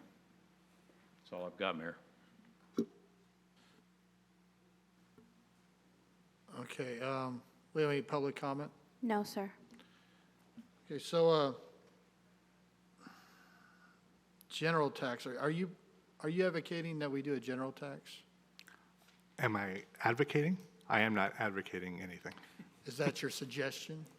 That is not my suggestion. I'm just Okay, 'cause- providing you the applicable law. That's Yeah, totally up, that's a policy decision up to the Yeah, council. we've been down that road before, and we lost by 250 votes. And like Mayor Pro Tem and Councilor Wilson said, they might trust us, but what are they going to trust 10 years down the road? I don't know what's going to happen. And unfortunately, this state is known to spend money on other things where what it wasn't designed to do. And the general tax is a big umbrella where it can go. And the residents are talking, if they do this, they want law enforcement only. So the special tax for law enforcement only, where the council can't touch it for projects or anything else, that requires 2/3 vote, 60, yeah. Correct. I'm pushing for a special tax, if that's what we're gonna do. I don't think the residents, we're taxed enough in the state, and the residents want to see their bang for their buck, and the only bang for the buck, I'm not gonna be on the council my whole life. I want to make sure, even if my kids are here, that money, that extra, it's only 1%, will be equivalent to everybody else throughout the region. But I want to make sure that dollar is going for our extra sheriff. So that's my thing. I don't know what the council thinks. Mayor Pro Tem? Thank you for that. And again, considering our situation in Grand Terrace, we need another law enforcement officer out on the streets. And as I explained, I've been driving through the business centers because of the number of complaints that are coming through, and I make the call to non-emergency, and then I'm calling Lieutenant Fries to get an update on what happened. With my call, we had a male who allegedly defecated on the corner of Mount Vernon and DeBerry, who was then loitering and going through trash in the business center, and another man who appears to be demonstrating a mental health crisis, walking in the middle of traffic, not allowing cars to go past, and again making another call. And these are people who are constantly out in the community, but if there's an attempted robbery or home invasion, the officer cannot come and deal with the mental health crisis that's happening, and I've taken it upon myself to be out there with my kid in the back seat and going in and meeting with the businesses to say, what do you need? What can we do? Have you seen, and they tell me, these are the people that we've seen. We've just asked them to leave, or I own this place, I need you to go. Because we're not providing public safety here, y'all. We're not. And it jeopardizes our officer, our deputy, who was out there alone. And God forbid anything happened to them. They're waiting for someone else, outside resources to come from wherever they are. 10 seconds, 15 seconds, 30 seconds, it's too long. And so I'm not a person for taxes, but I am 110% pro public safety. And anyone who's been out shopping in this community or trying to go out for a walk and who has not felt safe, then 1 penny for every dollar that you pay is worth protecting your life. And with the development up the street and in the surrounding area, they're spending their dollars here because they do not have the business infrastructure in their area, in that new development. They spend their dollars here. So why should they not be investing in our community, in our safety, where they are spending their time as well, in their own safety? And so I agree, it should be a special tax because it 110% needs to be invested in public safety and the safety of this community, and we need to be back on track to being the community that we used to be. Because I shouldn't be out there patrolling, but I am. Thank you. Councilor Allen?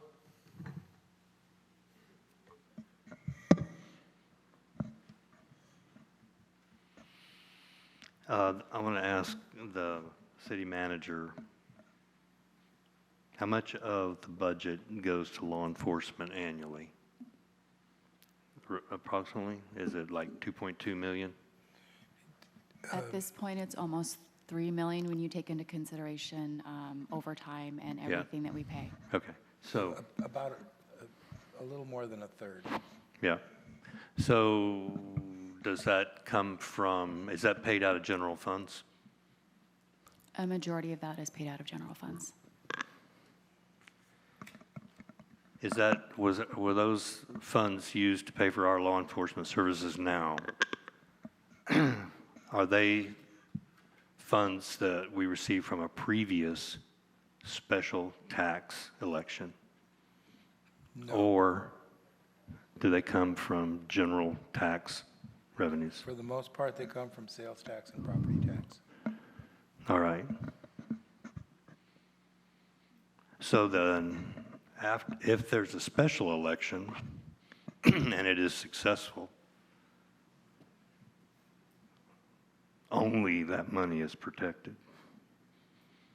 So you're gonna, you know how really hard it's been in the past.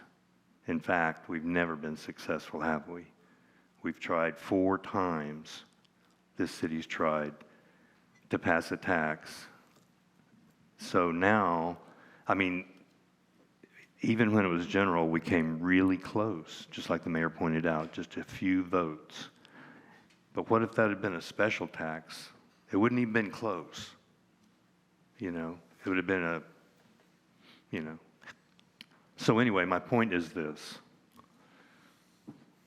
The only safe money, if we do the special tax, would be the special tax money. And so a future council, they're only bound to that 1 million or whatever that 1% is going to bring in. So you're only protecting that, but you're risking the entire election. Because you're counting on getting 75% or 66% or whatever the requirement is of the voters in a midterm election. I think we should face reality here. And then, I get this, so that's why I think a general is a safer avenue than a special, and therefore I would like to make a motion to pass all 3 resolutions that the city attorney has put forward. Second. So you're making a motion for a general tax? That's correct. And so I'm going to make a substitute motion because we've been down this road before with the general tax. And this state is proven to spend tax dollars on other things besides what we want it for. Now, am I holding the other city council members in the future's hands? No, I'm taking care of the present city council members and the presence of the residents here, and the residents want additional law enforcement. They don't want a general tax. This is what we learned. Now, we only lost by, I think it was 250 votes. So we're getting there, but the main consensus, are we going to do a study group on this? Are we putting this out for a study group? What are we going to study? Well, I don't know what the residents, never mind. Usually they do that, but I'm just saying. We would do as part of the educational program. Okay. We would do a poll to determine, but I think we studied this to death last time around. I think, so we've been taxed enough, and I want to, if I'm going to get taxed, it's like buying insurance. I want to make sure I got the right insurance. I want to make sure my money's going in for that insurance policy that I paid for. And my paying for the insurance policy is going to have additional law enforcement, not for my insurance policy to be canceled and used for something else that some council members might want to use for, let's say, a new roof or something else because they got this little piggy bank and it's in a general tax fund. I'm not, if the future council members want to bring a general tax, that's on them. I'm looking at protecting our residents here. I'm asking them to sacrifice 1 cent on the dollar to pay for additional sheriffs. I mean, just like when I got in that fight at Missoula's, it was 3 minutes, the guy was already gone. And I've been fighting in the prison. A minute is a long time when you're fighting somebody by yourself. 3 minutes is a long time, it's forever. And just by the grace of God, that officer, it was right during shift change, and he happened to be here. Because I actually called the non-emergency number to have him look at a homeless guy that was drinking behind the business. So that officer was on that call then when he got my call. So my motion is to only pass this measure for special tax only and not general tax. So I don't know how I would word that.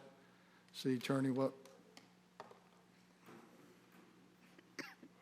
I believe the appropriate motion would be to direct the city attorney and staff to prepare resolutions and the draft ordinance to make it a special tax. And as, you know, as a reminder though, it does require a 2/3 vote of the city council for either one. So we need at least 4 yeses. That is correct. Okay. And if it doesn't pass and the second one goes through and that doesn't pass, Then we're back to square one. that is correct. Okay, so that's my motion on what you just said. I don't know if I have a second for that, but Mr. Mayor, yes. can I comment? Oh, go ahead. I appreciate everyone's passion about this issue. We all recognize the need for additional law enforcement in our city, and I think maybe you may have missed Councilmember Allen's point about the general tax. First, I would like to clarify, when the Citizens Committee was formed and looked at the sales tax revenue projections, it was $1.9 million. It wasn't $1 million. Even though we've had a contraction in sales tax revenue, there's been some decline there. I would anticipate us still coming in, if a tax were passed at 1 cent, at about $2 million a year by the time it's in effect and collected. That being said, that's approximately two-thirds of our current budget for law enforcement services in the city. But getting back to what Councilmember Allen was saying, you know, whether you have a special tax or a general tax, quite frankly, any council in the future can change it. So if we're spending $3 million now and we generate $2 million on a special tax, that's the base that the council is required to spend on law enforcement services. So quite frankly, if it's an election cycle or two and you have a bunch of defund the police council members, they don't have to spend more than $2 million if you pass a special tax, which is still less law enforcement than we really desire. I think that listening to my colleagues, I think that there's something to be said about a general tax. It's practical. The council sets the priority, and it's practical from the standpoint it's more likely to meet the threshold for passage than a 2/3 tax. That being said, as much as I want law enforcement services, I question whether now is the time to be putting a sales tax measure on the ballot. We are, as we just discussed, the County Transportation Agency is looking to continue Measure I. While it's a continuance, it's still another competing sales tax measure. The school district is looking, Colton Joint Unified is looking at doing another tax measure as well. And I don't know too much about it, but I received a poll on it, and I'm assuming it would be some property-related tax measure. Again, it would be some type of assessment. So there, we would have multiple factors, you know, we would be competing with on the fall ballot, and in a lower turnout election, being a gubernatorial election rather than a presidential cycle, which we were just in, and had a higher turnout level. All those things factor into whether or not we could get a tax measure passed if that's the desire of the residents of Grand Terrace.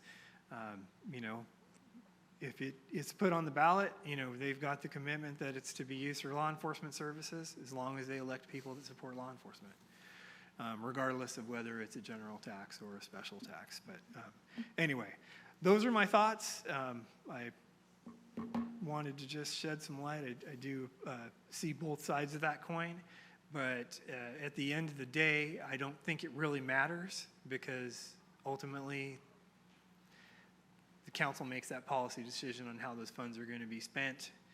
And it's all money, it's all fungible, so we generate $2 million and that rest of the current revenue that we see can be spent elsewhere. So I don't know that, 10 years from now, a special tax versus a general tax makes any difference. That's it, Mr. Mayor. Mayor Pro Tem? Thank you. To your point of timing, and again,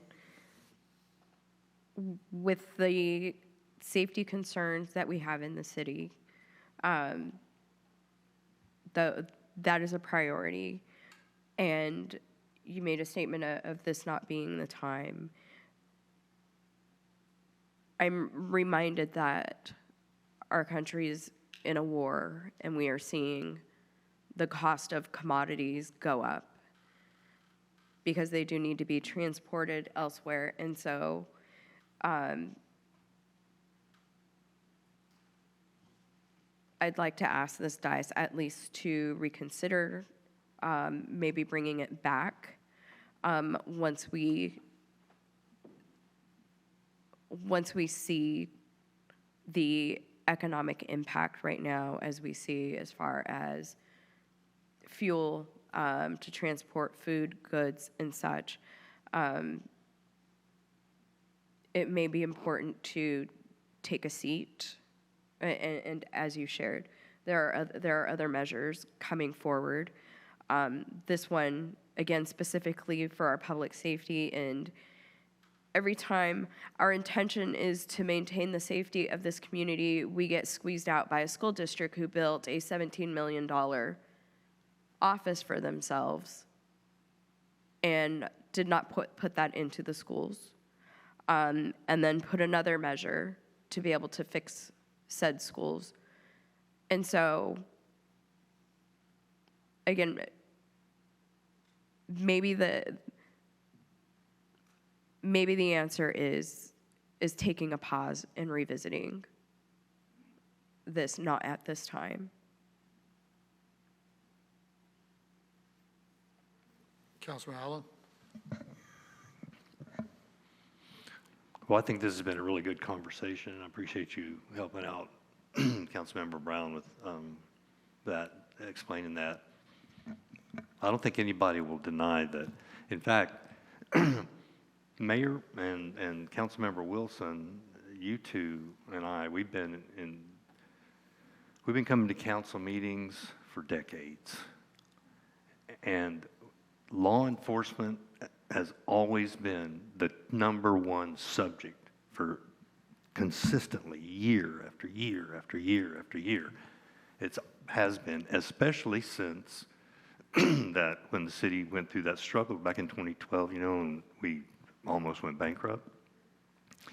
And it's just been constant. Every council member I can't think of anyone that didn't keep law enforcement as their #1 interest in trying to figure out a way to improve the service and provide more in the city, because we all want that. All of us, we all want it. I have children and grandchildren that live in various parts of this city, in other parts, and so we all want that. And none of the council members in the past have ever argued that. I've never heard one ever argue that point, and I bet in the future they wouldn't either. Because I think that we have to count and we have to trust that. I mean, they trusted back then that the future council members, us, that we'd be smart enough and we'd be able to manage this, help drive the city forward and help it thrive and grow and be prosperous. And I think that we need to do that with the future council members also that are going to be coming along years from now, and trust that they will know what's best for the city at that time. But I believe that if we want this to have a chance, we need to keep it as simple as possible and the least requirements as possible. We've had enough publicity over the past decade of ballot measures that people expect and know where there's one coming. And to your point about other tax measures and bond measures on the ballot, that's a real struggle because every entity is greater than us. We're the load guys on the totem pole, you know. The school district's greater than us, the county's bigger than us, and for sure they're going to put something on. They do every election, they put some tax measure on, the county will. And I think the residents, Mayor Pro Tem Sabino had a great point. The residents are going to look at all those tax measures and say, holy moly, you know, one after the other, one after the other, one after the other, you know. I mean, I pay more to the school district in my property tax bill than I do for property taxes, just about, you know. So, and it just gets, but back to this, I still stand by my first motion. I want all three resolutions. I made the motion, and we had the second from Councilmember Wilson, so I haven't withdrawn it. Could I ask a question of City Attorney or Conrad? Do you happen to know from the ROV timing standpoint when we would need to pass this resolution to get it on the ballot? How much lead time they need? Yes, I'll defer to the city clerk, but historically, for a November election, their absolute deadline is early August of 2024. I believe it's August 7th. Yes. Okay. And my recommendation is probably to do it June, just to give us enough lead time. Okay. I was just curious in case my colleagues decide to give this one some more thought, if that should factor into any decision made this evening. Thank you. Okay, go ahead, Councilmember Wilson. City Manager, there's a reason why you brought the 50 plus 1% measure to us. What do the polls say? The chances of a 2/3 vote?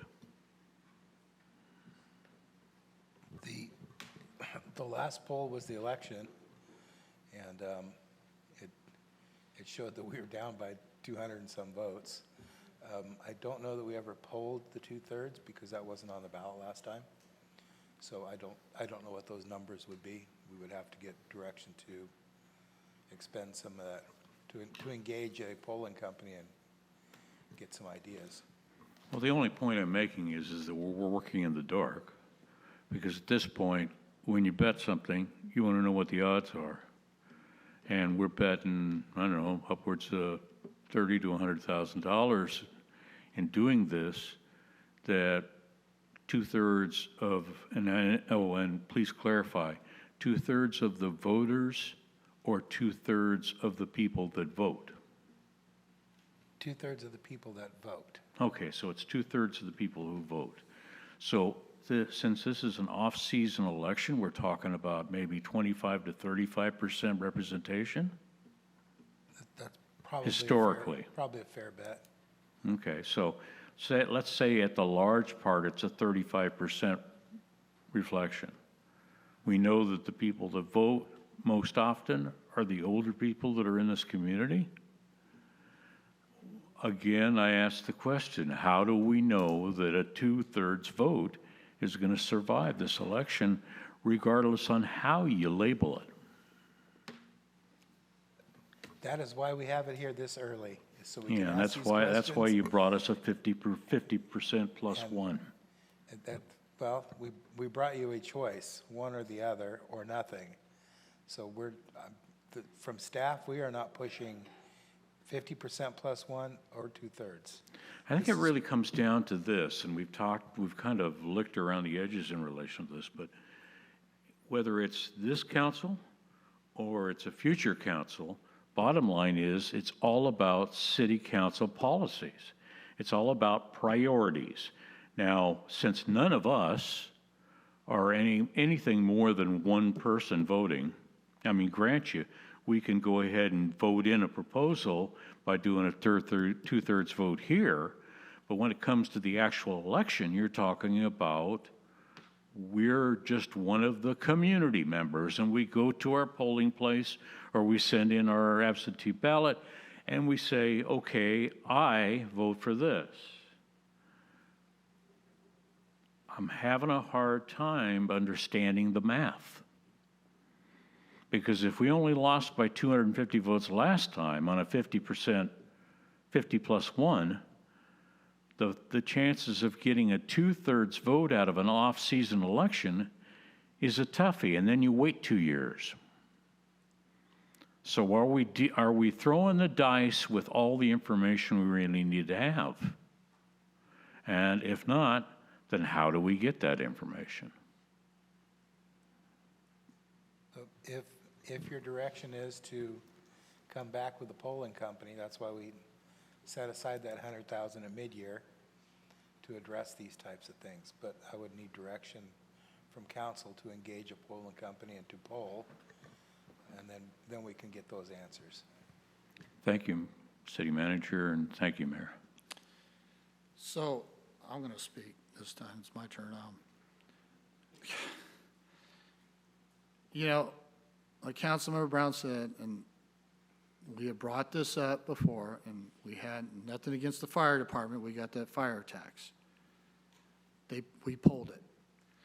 And then now we have the school board, which I was on the oversight committee for Bond B&G. And if you look at it, most of the voters in Grand Terrace didn't vote for that. It's all the outlining community because, like the Mayor Pro Tem said, they spent $17 million. That work over there on the middle school is a new admin building. It's not classrooms. So there's an oversight committee, and they voted for that.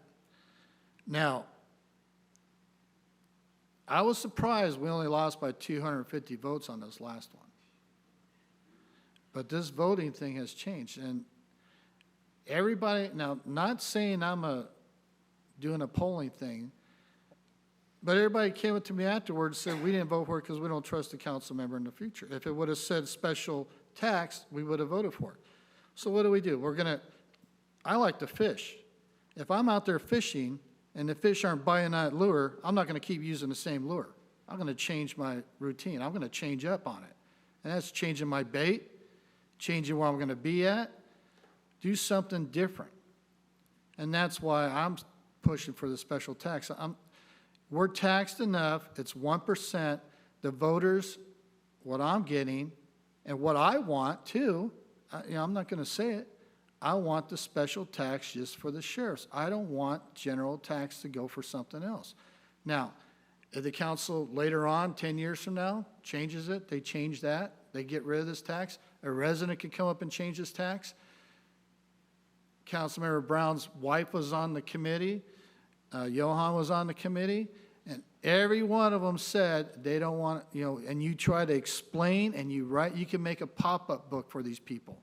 And they still didn't understand that this tax, we could do guidelines in it, and they didn't want to hear it because it said general tax and it could go in the general fund. Plain and simple. It could go in the general fund. People don't trust government. I don't care how much they like us, they don't trust government with their money. Not unless it's a specific fund for it. Case in point, gas tax. How many times we got, no means yes, yes means no on this gas tax? And we got to bring back another gas tax? The Measure I fund, we're asking for extension on that. We have to fight to get our little justification on there. Who's going to come? Somebody's going to come up with, the school district's going to come up with another fund, because that's their golden ticket. And you got a strong union backing that up. And everybody feels bad for the kids. I feel bad for the kids, but I also want to see test results go up instead of new buildings go up. So what do? We could spend $100,000 on doing the polling, or we could go from now and save that $100,000 and use that for law enforcement. I don't know. I'm not general tax. We've seen it. They tried it twice, and it failed. How many times? 3 strikes were out. And what I mean twice was one for the utility and all that other tax, and it felt miserable. Last tax, we pulled it because the fire department came through. We know that was a no-win. Not backing on you, Gary, but that's what happened. And then now it missed by 250 votes. If you look at the last polling thing on Prop 50, we're half Democrat and half Republican. we need a 2/3 of one or the other. So I know on one side, they're not going to vote for a general tax. They want a special tax. And that, I don't need polling for that. That's just common knowledge. But we have a motion and a second for the general tax to go what the lawyer came up. I made a motion for a different one, but there's no second. So we got to go with the first and the second on that. Do I have any other comments? No, so we have a motion and a second for what's presented to us. City Attorney, you have anything else? The only clarification on the motion is to proceed with the adoption of the 3 resolutions. If those pass, then I'll come back with the ordinance title. All right, did we do a public comment on this, Daisy? There was no public comment, sir. All right, so we have a motion and a second.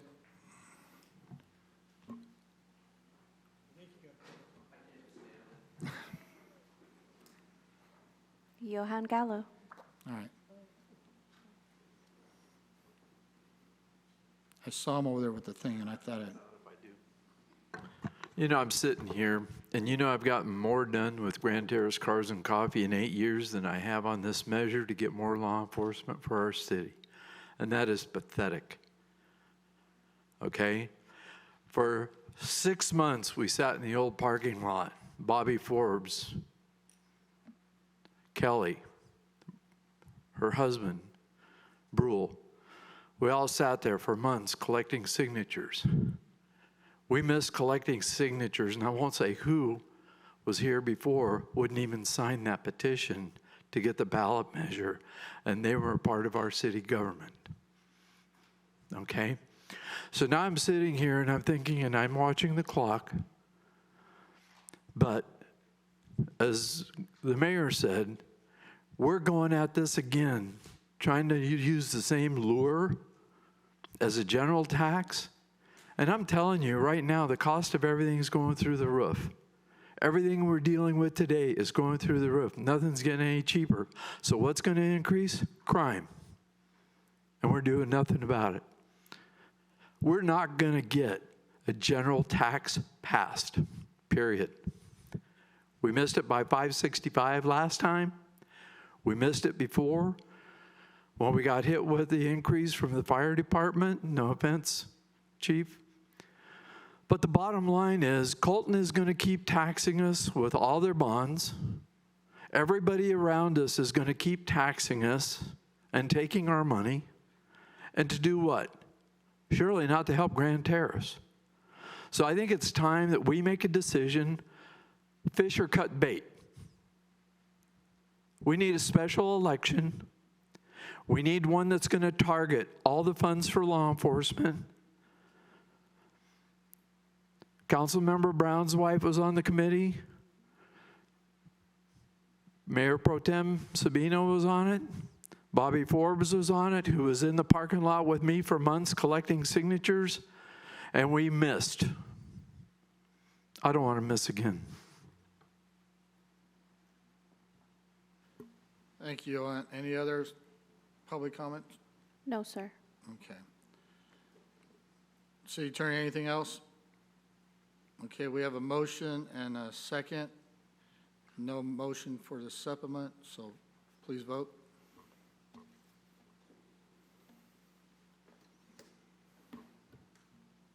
Motion did fail. Councilmember Brown voted no. Councilmember Wilson voted no. Mayor Pro Tem Sabino voted no, and Mayor Hussey voted no. All right, so back to square one. Anything else? No. Nothing further from me. You have anything? No? Okay. We have the opportunity for a motion for the targeted tax, the Special tax? the special tax. I didn't get a second on mine. Yes, he made the alternate motion Okay, and then did not we- get a second. Unless I receive further directions, we will set this aside. So further direction could be from any other time. I would need a future agenda request or some direction from council, a majority of council, because you've already decided as a body to direct me to do otherwise. That was a spider, I'm sorry. Get the cockroach? I don't want to be Spider-Man, you know, and sitting there doing all this stuff. Not like I'm mad about it, you know, just. So $100,000 to do a poll? No, probably about 10 or 12. The 100,000 was for the entire education program. It's a lot of money. I'm going to let the council decide. I mean, you guys already know what my decision is, so I'm going to let you guys decide what you want to do.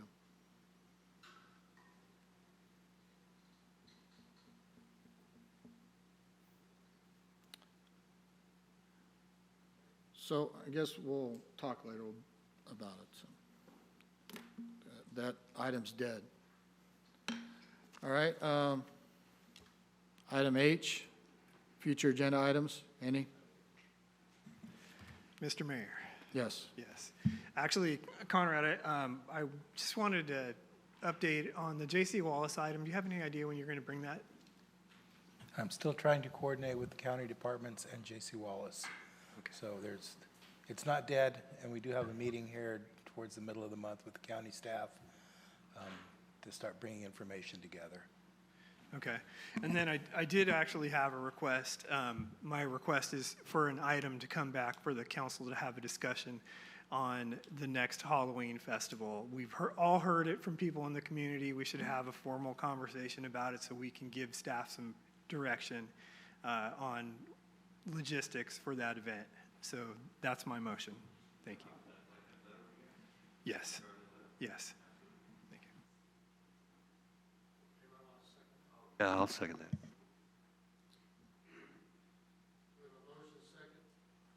We have a motion and a second to look at further logistic location for the trunk or treat.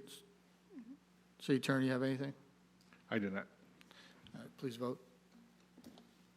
Motion passes unanimously. Any other future agendas? Okay, close that.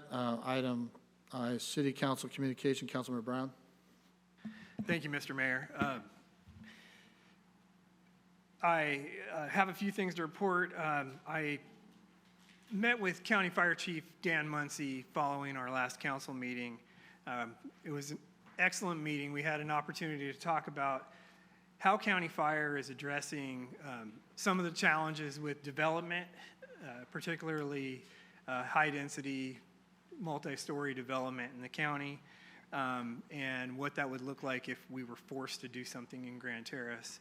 So we've started that conversation. We also had a good conversation about County Fire is set to take over the provision of ambulance services in the cities. And quite honestly, I'm really looking forward to it. It's going to significantly improve our response times for patient care in the city of Grand Terrace when that happens. And I don't have a date, but sometime hopefully in the next few months.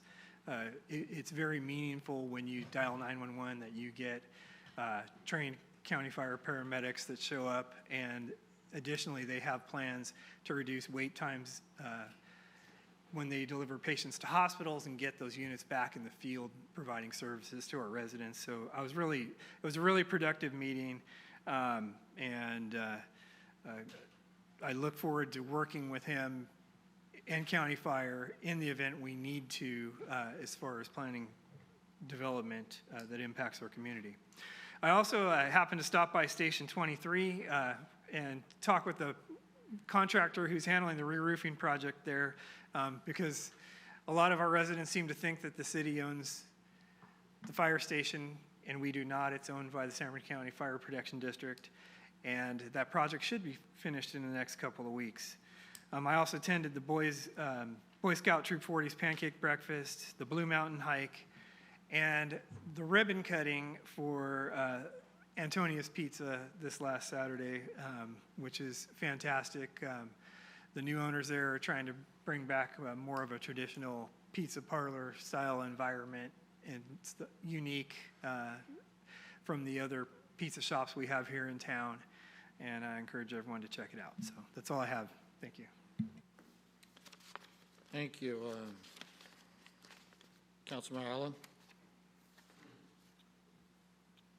Thanks, Mayor.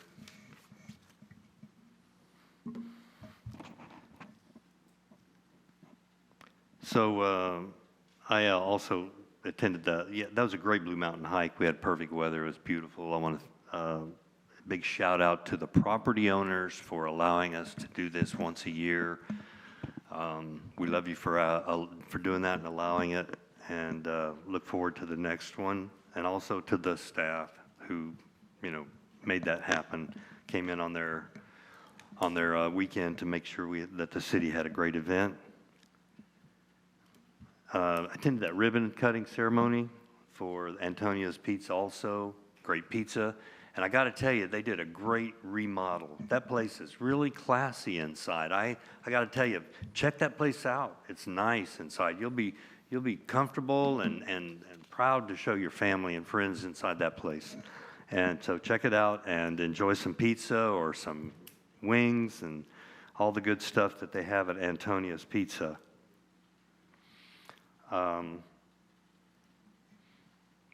I want to give a shout out to Bobby Forbes. I know she's listening out there. And so, Bobby, we're thinking about you and want to make sure that you're getting better because we're missing you over here in the sitting up there commenting to us and keeping us in line. I want to tell you about an experience I had and something I learned about that I found stunning. I recently had, over the past several, like 2 or 3 years, I've had a back and forth struggle with a feral cat, male cat, that comes on my property and does what male cats do that haven't been castrated, and the property sprays and stinks the property up and all that. And our animal control officers don't deal with cats, dogs and everything else, yeah, but not cats, as far as I know. So I started exploring online, what are my options? I knew it was a feral cat, and I found out that there are very few organizations in this area that'll come help you out with that. But there's one called Cat Snippers. And I got a cage from them, and we trapped that boy, and they took him to Riverside, and they took care of him, and they brought him back to my yard, and they turned him loose. And now he and me are just as happy as we can be. We get along great.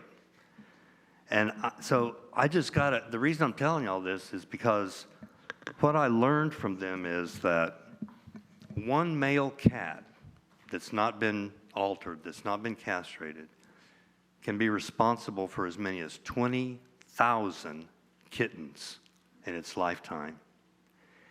In the Inland Empire alone, we have approximately 2.25 million cats born, feral community cats, every year. Every year. Have you ever asked yourself what happened to the songbirds? Why we don't have any songbirds?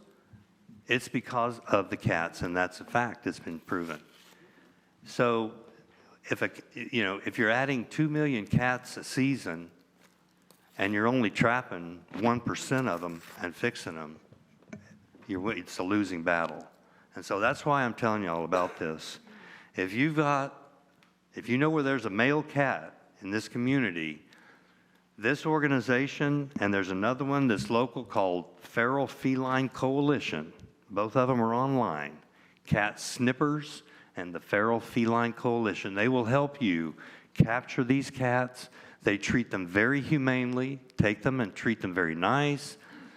Take them to the doctor, get them fixed, and treat them nice after they've been fixed and bring them back to where they were captured and release them again so that they're not traumatized. It's a humane trap, neuter, and release program. And I strongly recommend anyone out there who's had the same issue or knows about what's going on, reach out to these folks and they'll help you out. They did us. It's all volunteers, donations only. If you can make a donation to them, that'd be great too, because they do a tremendous service for the Inland Empire. Remember, 2 million a year, a season, 2 million in this area. So every little bit we can do in that cause can help out. And so that's all I've got, Mayor. Thanks so much. Thank you, Councilman Wilson. I echo everybody's comments about Antonia's Pizza. It was an excellent presentation, and they've got a great family organization behind them, and then the pizza was great. Wow, delicious break from what was there before. And they've revamped everything inside, and so you've got a place to sit down and enjoy some sports stuff, and so it's very family friendly. So I encourage anybody in the city to, and anybody throughout the area, to visit that place.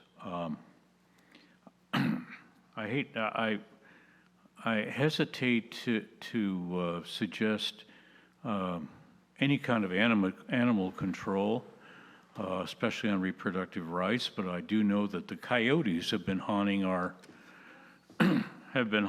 yard, and so I might suggest that everybody that has a small animal that might watch out for the coyotes. If you don't have some kind of a chicken wire fence around your entire area that's about 10 feet high, you have to watch out because coyote food is plentiful, unfortunately, with our domestic partners and friends.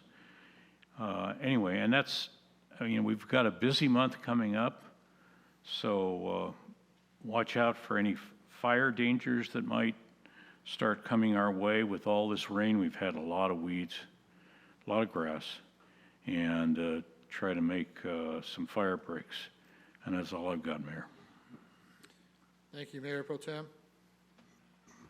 Thank you. I too attended Blue Mountain Hike, as well as attended the funeral for our friend Grant Ward. And again, I've been out in the community going through the business centers, and thank you, Lieutenant Fries, again, for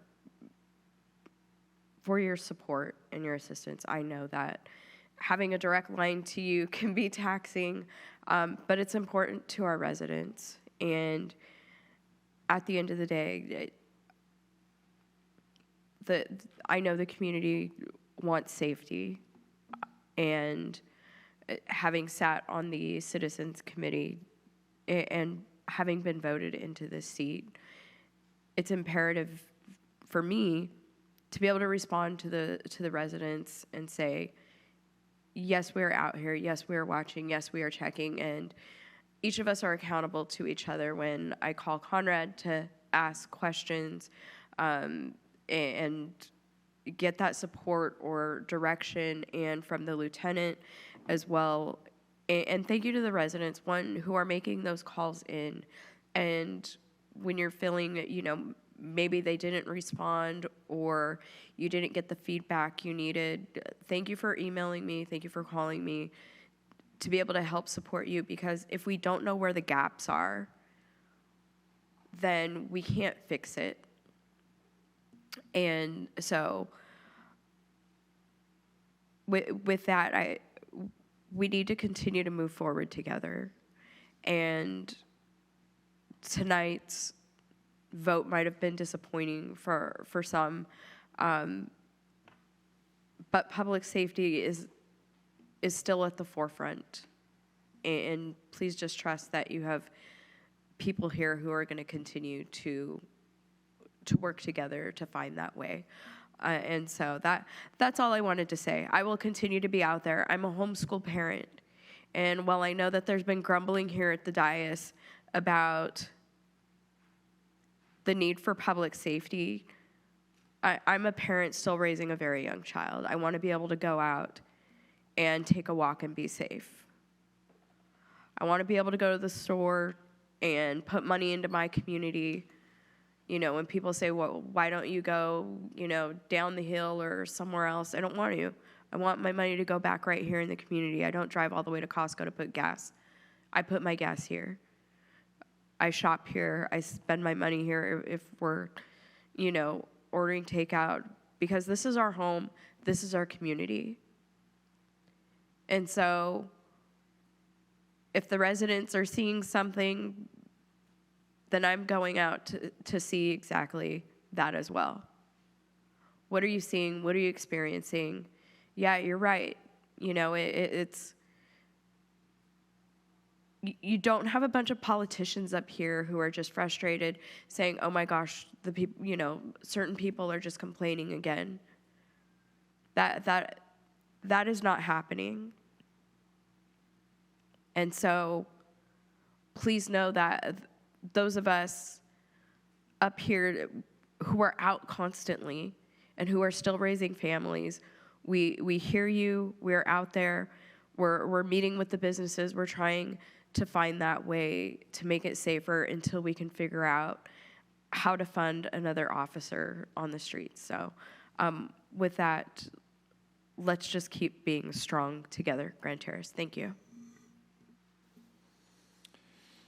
Okay, thank you, staff, for putting together the Blue Mountain Hike. Thank you, Dr. Sig, for opening up your property. I told him that on the way hiking. He said he didn't hear me, but I wanted to make sure. That's very generous of him doing it, and very generous of staff taking their time away from their family.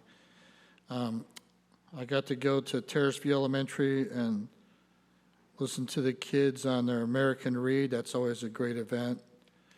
And so that was a blessing. And then tomorrow I get to go to the middle school for Career Day. I don't know, you know, who wants to be a mayor, you know, but that's what they want to do, so I guess. But my first question is always asked, do you get paid the same amount as the mayor in LA, or do you make as much as the president? And when I tell them how much I make, they're like, I don't want to be the mayor. So, but it's always fun. But, you know, the good group of kids, and it's just good talking to them. I'm part of the Southern California Associate of Government. Last Thursday, I drove to LA. It takes 2.5 hours to get there in the morning, 2 hours to get home. But one of the biggest things, I did kill that spider, so if you guys wanted to know, it's right here, so I didn't smack it.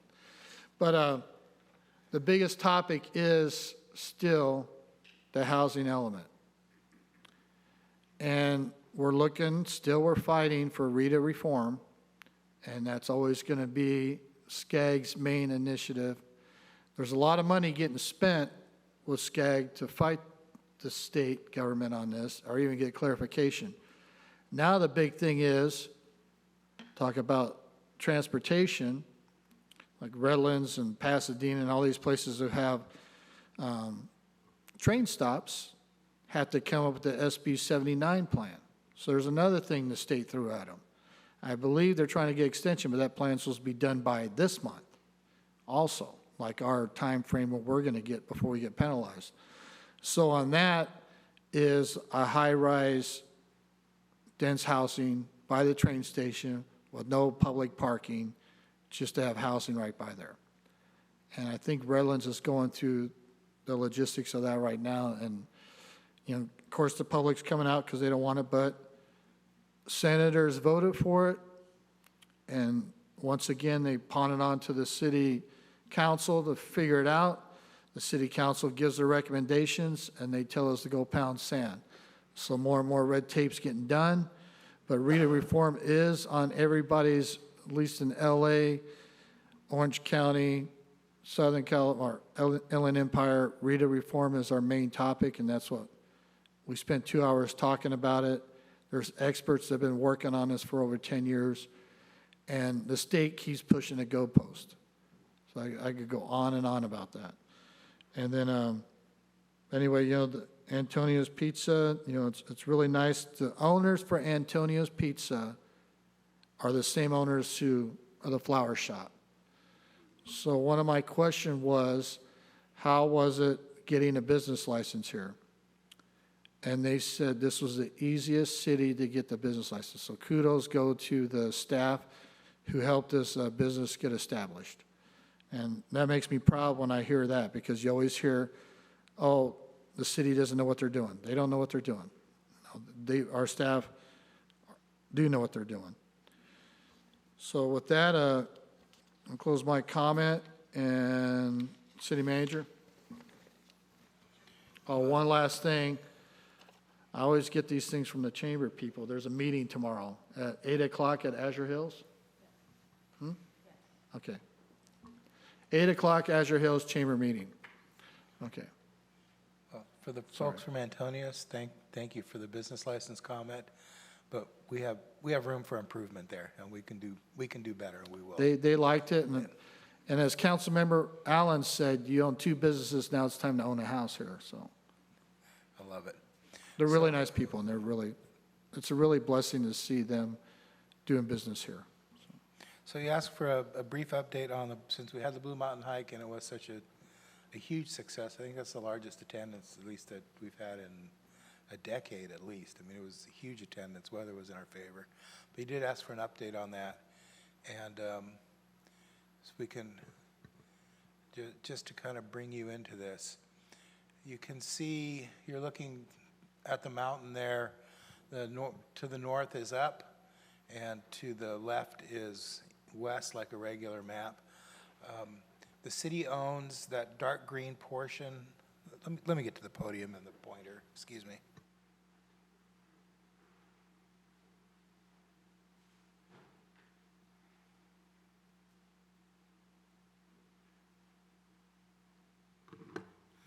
Thank you. So the city owns this portion right here. There's observation, the corner where it kind of comes up Van Buren Observation. We own that little vacant lot there. And then the water company has access to our property for the water towers.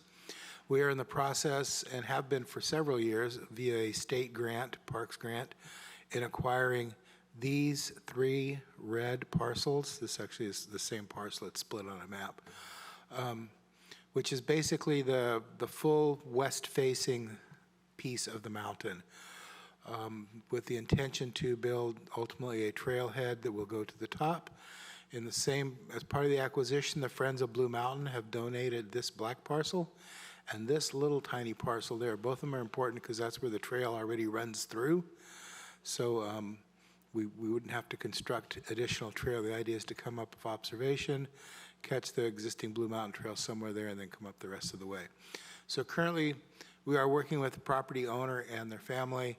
There is a radio tower on part of the property right about there that they would like to have carved out because there's a revenue stream for them. We are in the process of creating the map, doing the meets and bounds, and a survey to identify the tower location and break it out of the purchase. Once that's complete, then we will continue with the purchase process. And when the purchase is complete, we'll begin the trail. We probably will not have enough money to complete the trail all the way to the top. So the plan will be to have at this point, to have a more undeveloped parking area, and then build as much trail as we can to some lookout point wherever it lands up on the side of the hill. And then as future funds become available, tie it into the remainder of the trail up on top. I think that's the highlights on that. Any questions?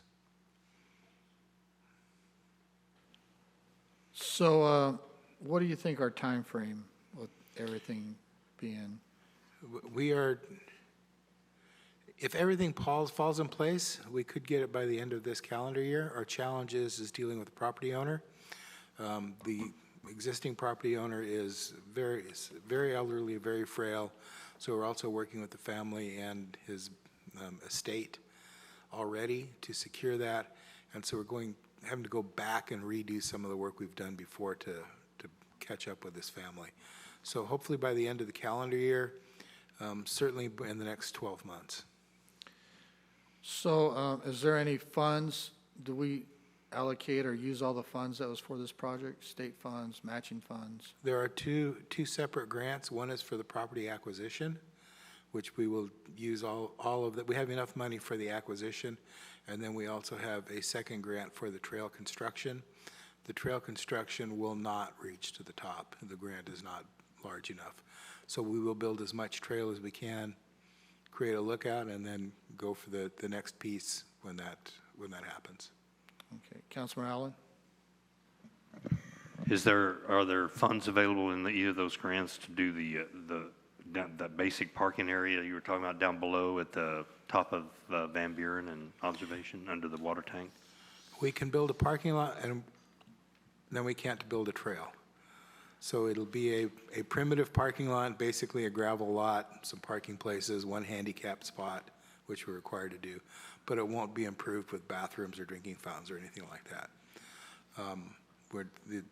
At this point, and this is something that's going to have to come back to you eventually for a final determination, but we are working towards the idea that we'd rather have a primitive parking lot and a piece of trail than have a well-developed parking lot and no trail.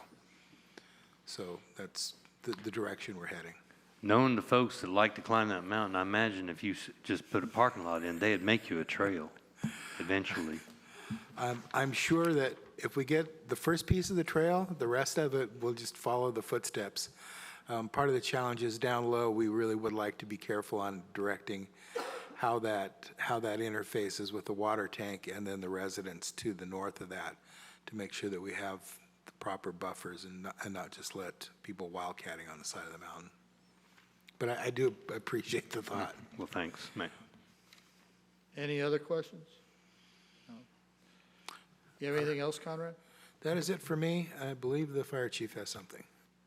Yeah, thank you, Conrad.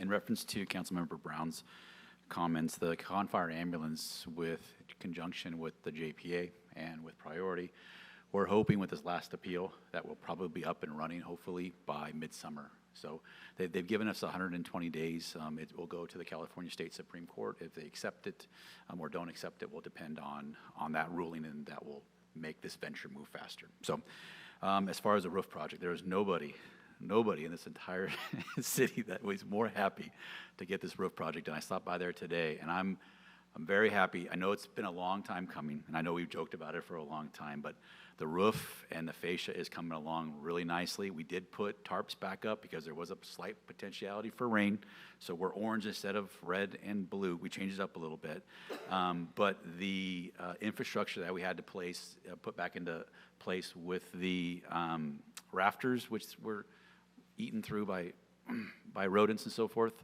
that was unexpected for us. So with that being said, I am hoping in the next couple of weeks that I can put a picture up there. And if anybody has any questions, please, please, please, it is owned by the fire district. And we're working towards getting it finished. The other thing, we do have hot temps and high winds coming again. We're possibly into the 90s, into the hundreds as well. So to your point, Councilmember Wilson, yes, we be diligent out there. And one last thing, I want to say we introduced 56 cadets on Thursday into the county fire family.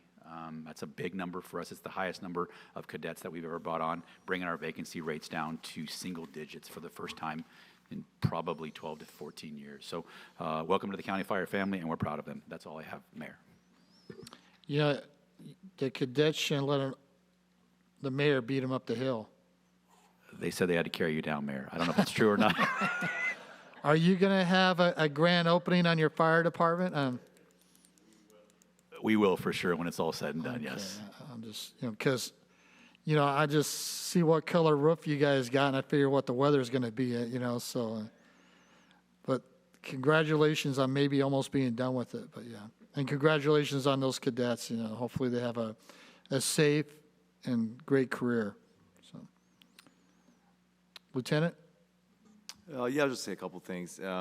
First, I want to, express my gratitude that we're pushing forward with this this measure and this item. Hopefully, we can come to some kind of a resolution to push it forward, because it is disheartening. Especially like I said, I've been at this division for the last year and a half or so, and it is disheartening for the community when for example, I was looking through some calls this last week, and somebody called in a particular subject that was over by grocery outlet, and it took a while for the deputy to get there. It was a couple hours, and I was like, man, why would it take the deputies a couple hours to get there to handle this particular person? Well, it's because they had a 211, which is a strong arm robbery that occurred around the same time that came out, and we also had a burglar in progress that was going on in the Highlands, where actually somebody crawled through an open window and was actively burglarizing as a neighbor was calling in, and deputies got there, the person fled, and then when we're investigating that now. So you've got that, it's like you've got a small amount of deputies that are working these things, which again are great for the you know, the proactive, but it just seems like we're just reactive all the time. We're just getting these calls for service all the time. We're reacting, but whereas we need to be proactive. We need to have more people out there, you know, proactively catching these people. And I'll reference back to another call we had just yesterday up in the county area outside of Grand Terrace. You know, and it kind of goes back to what Mayor Pro Tem Savino was saying about, you know, if you're going to be calling in and something happens, it can't be after the fact. It can't be days after, you know, if somebody's doing something and they're actively victimizing somebody, call us then. But also, you know, if you can, obviously putting yourself in a position of safety, but, you know, keep eyes on that person, you know, giving information to dispatch, because we had a call up in the county area yesterday where somebody was standing in front of Pacific High School with a rifle. You know, and obviously we're going to roll everybody to that call. And so we're trying to get updated information from the reporting party, and they're like, well, I'm no longer on scene. I'm back home now. And it's like, well, they gave us you know, some initial information, but we've got somebody who potentially is standing in front of the high school staring in there with a rifle, and the reporting party left and just gave it. And so we ended up, they're like, well, they went over that area. We ended up finding nothing. We rolled the world over there and didn't find the person, and because the reporting party called it in, and then they left to go do something else. So again, it's very important as community members to give us, like, call that in, but then just keep continuous to give this information, because if it's a repeating offender or if it's a really, really dangerous person, we don't want them in our community. Help us get that person out of here, you know. Again, not posting. I mean, social media is great to put recurring issues or maybe, you know, be on the lookout for this person, but if it's an active crime in progress, that's what we're there for, you know. And if it's something really, really bad, again, we're going to pull resources from outside of Grand Terrace, from the county areas and from Loma Linda. We're going to pull them here, but that's not primarily what it's meant for. We want to use the resources for Grand Terrace here. And same goes for something that happens there. We don't want to send our resources somewhere else. So I'm very happy to hopefully see, and gosh, Johan, thank you for, God, the years you've been putting into this. And hopefully, you know, the fight's not over, and we're going to keep pushing forward and just educate the community about, you know, the resources that are available if we can get it funded. So Blue Mountain Hike was great. Yeah, I didn't see Gary up there, but whatever. Yeah, whatever. Priorities. Anyway, that's all I have.